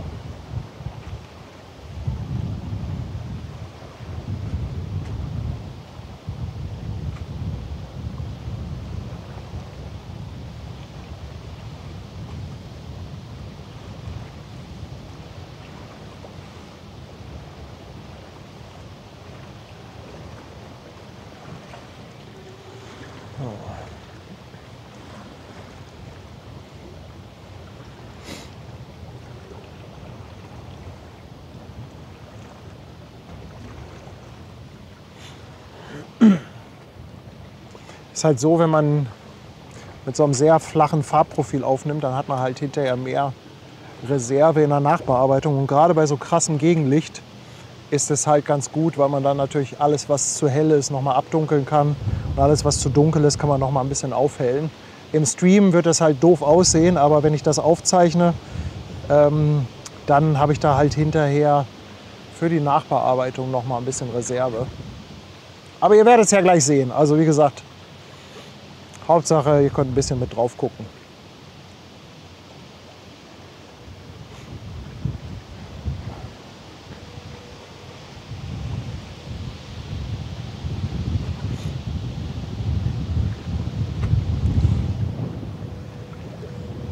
Gebt mir mal einen Tipp, ich kann überhaupt nicht sehen da hinten.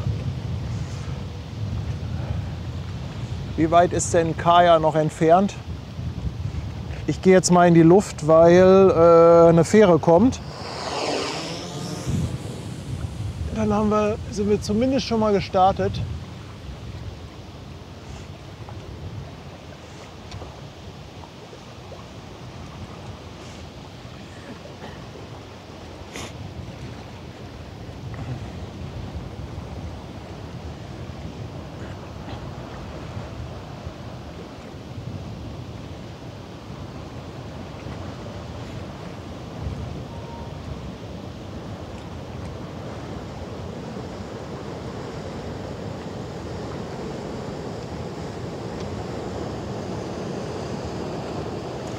Finkenwerder Fehle ist jetzt Kaya. Okay.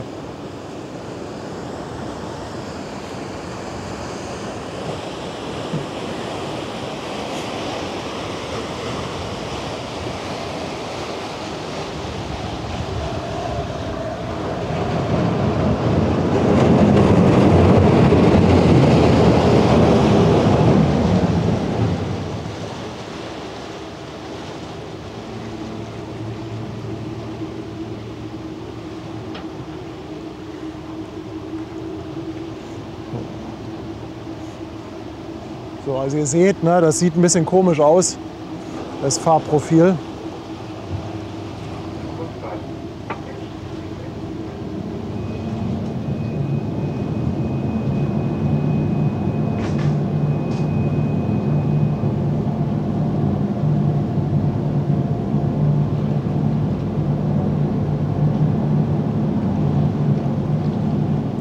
Gucken wir mal, ob wir was hinkriegen.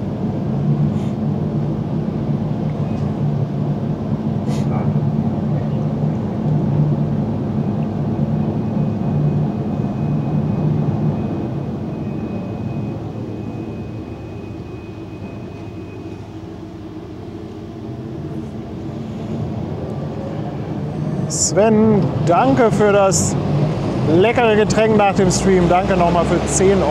Herzlichen Dank.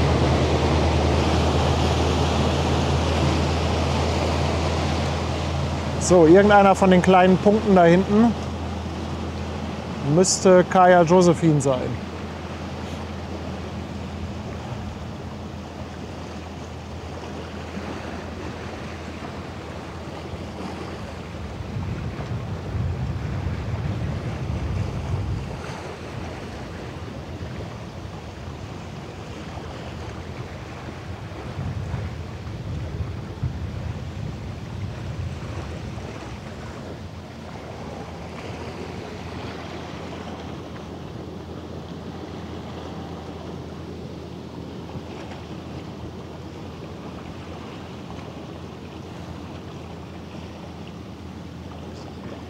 Das ist so hell da hinten, ne?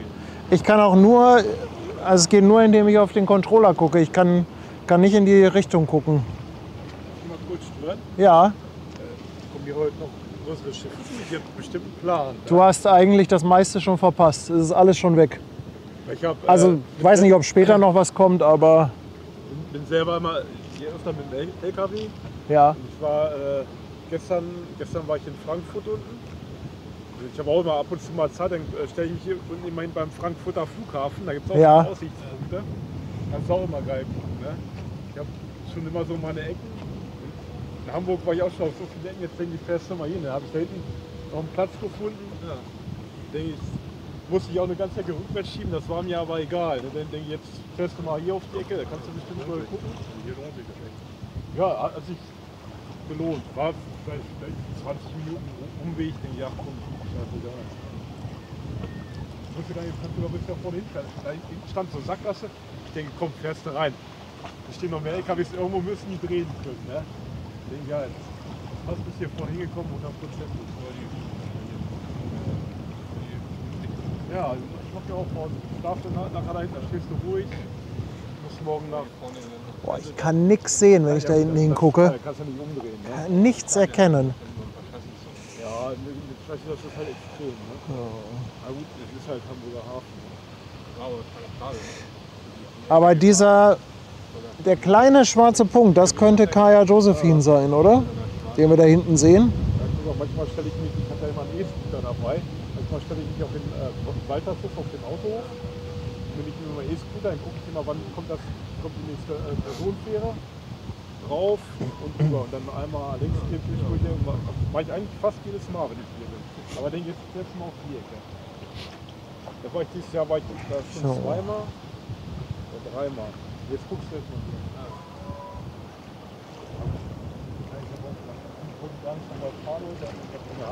Schönes Wetter, kannst du vielleicht nur was sehen. Boah, ich muss hier eine Kamera umdrehen. Ihr sagt, müsste passen, okay. Mal gucken, ob wir was hinkriegen.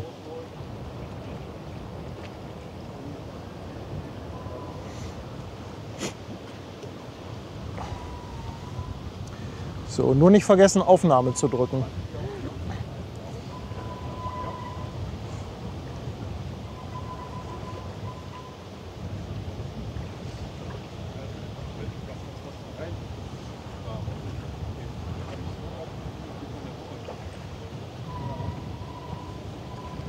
Oh, Peter, 2,49, Dankeschön. Das hat gerade Schahörn gebucht. Dankeschön.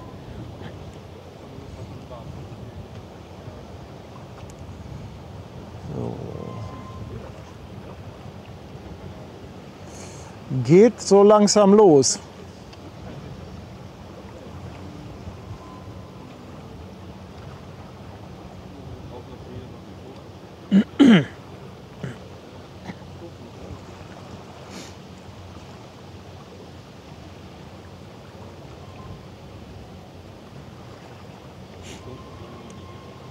Benga Davidson, ich danke dir für 500 Bits.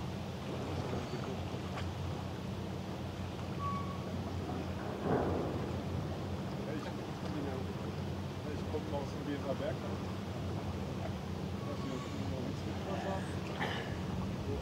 Sogar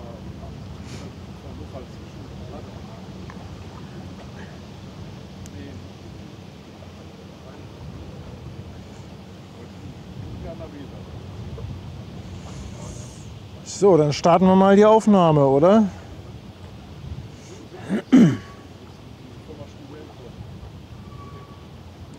Scheint auch gerade keine Fähre zu kommen. Ah, sind wir zwar auch hier. Ja, genau.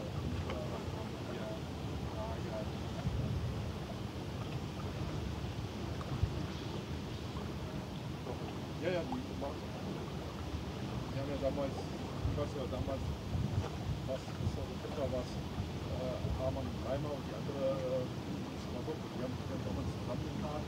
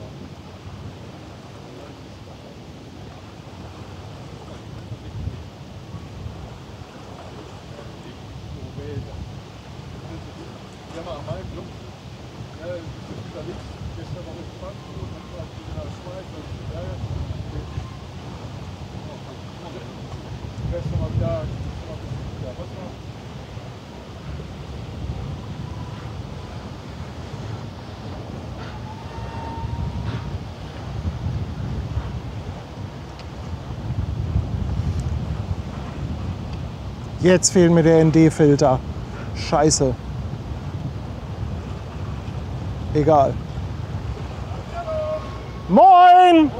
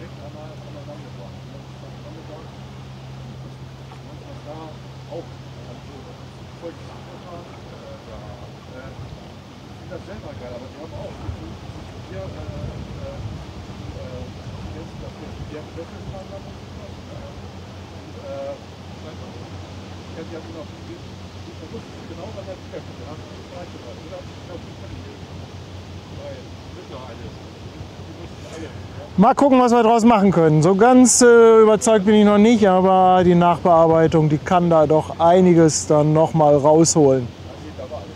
Und man hat ja die Möglichkeit zu schneiden hinterher. So, jetzt können wir wieder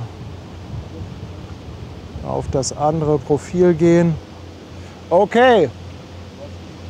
Ja, sehr coole Aktion, aber hier kommen wir auch noch öfter vorbei. Ne? Ich kann ja ein bisschen üben mit Kaya und Sophia.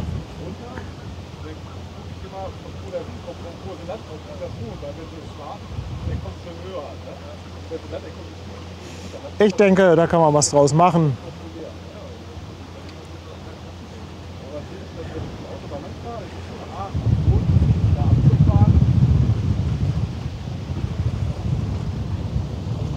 So, Rückflug.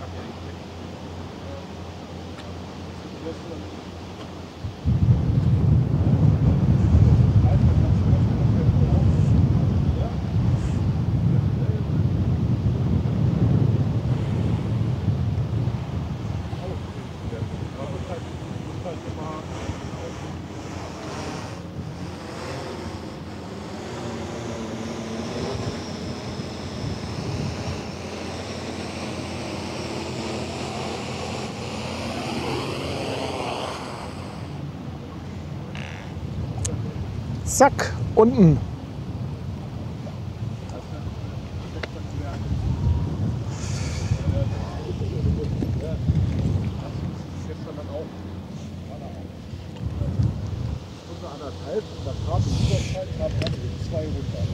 Ja, das war der eigentliche Grund, warum ich heute da war. Für diese Aufnahme. Ich denke, wir werden da noch ein paar Mal mit üben. So, Micha hatte noch eine Mitgliedschaft verschenkt. Vielen, vielen Dank. Und der Ingo hat auch noch mal 5 € Superchat rausgehauen. Vielen Dank dafür. Ja, ihr Lieben, Mensch, was war das für ein Feuerwerk heute? Was aber wirklich Feuerwerk in alle Richtungen.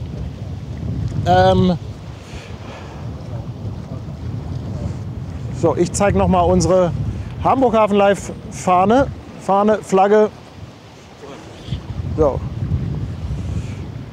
Die möchtest du mal mit festhalten? Ja, wir stellen. Ja, zu zweit geht besser, ne? Also ich krieg sie gar nicht zu packen.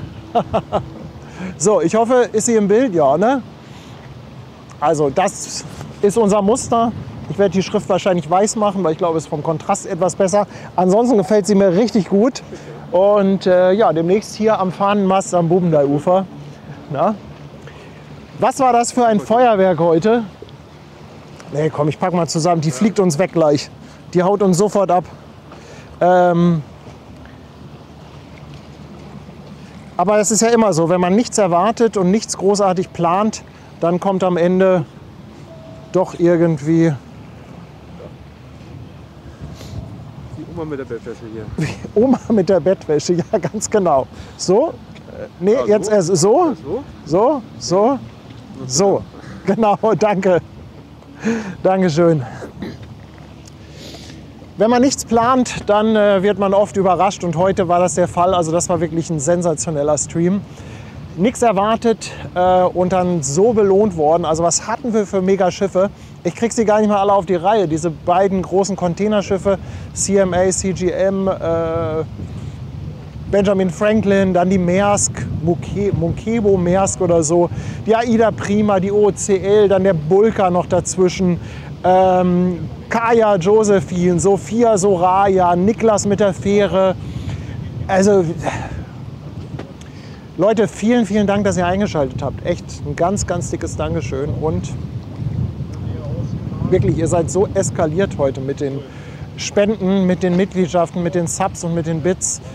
Ich weiß gar nicht, wie ich mich dafür bedanken soll, außer dass ich mich immer wiederholen kann. Ich finde es einfach richtig, richtig toll, dass es irgendwie möglich ist oder dass so viel Unterstützung ist, die ja voll freiwillig ist. Also es kostet ja eigentlich nichts, den Kanal zu gucken, außer vielleicht ab und zu mal ein bisschen Werbung.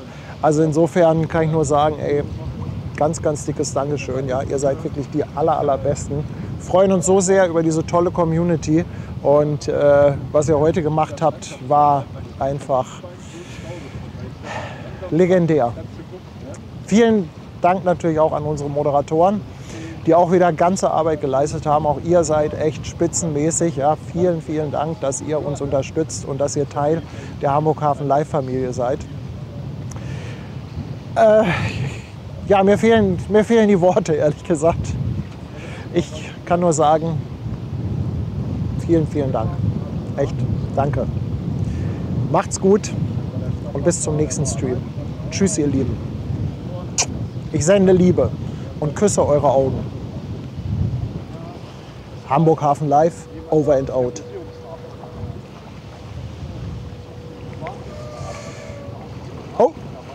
Semper Nemesis, Mensch, auch noch 5 Euro. Danke, danke, danke. So, jetzt ist aber aus. Habe ich wen vergessen? Ingo, 5 Euro Superchat. Danke, Ingo. Danke, danke. So, jetzt ist aber aus hier. Jetzt ist vorbei. Over and out. Tschüss.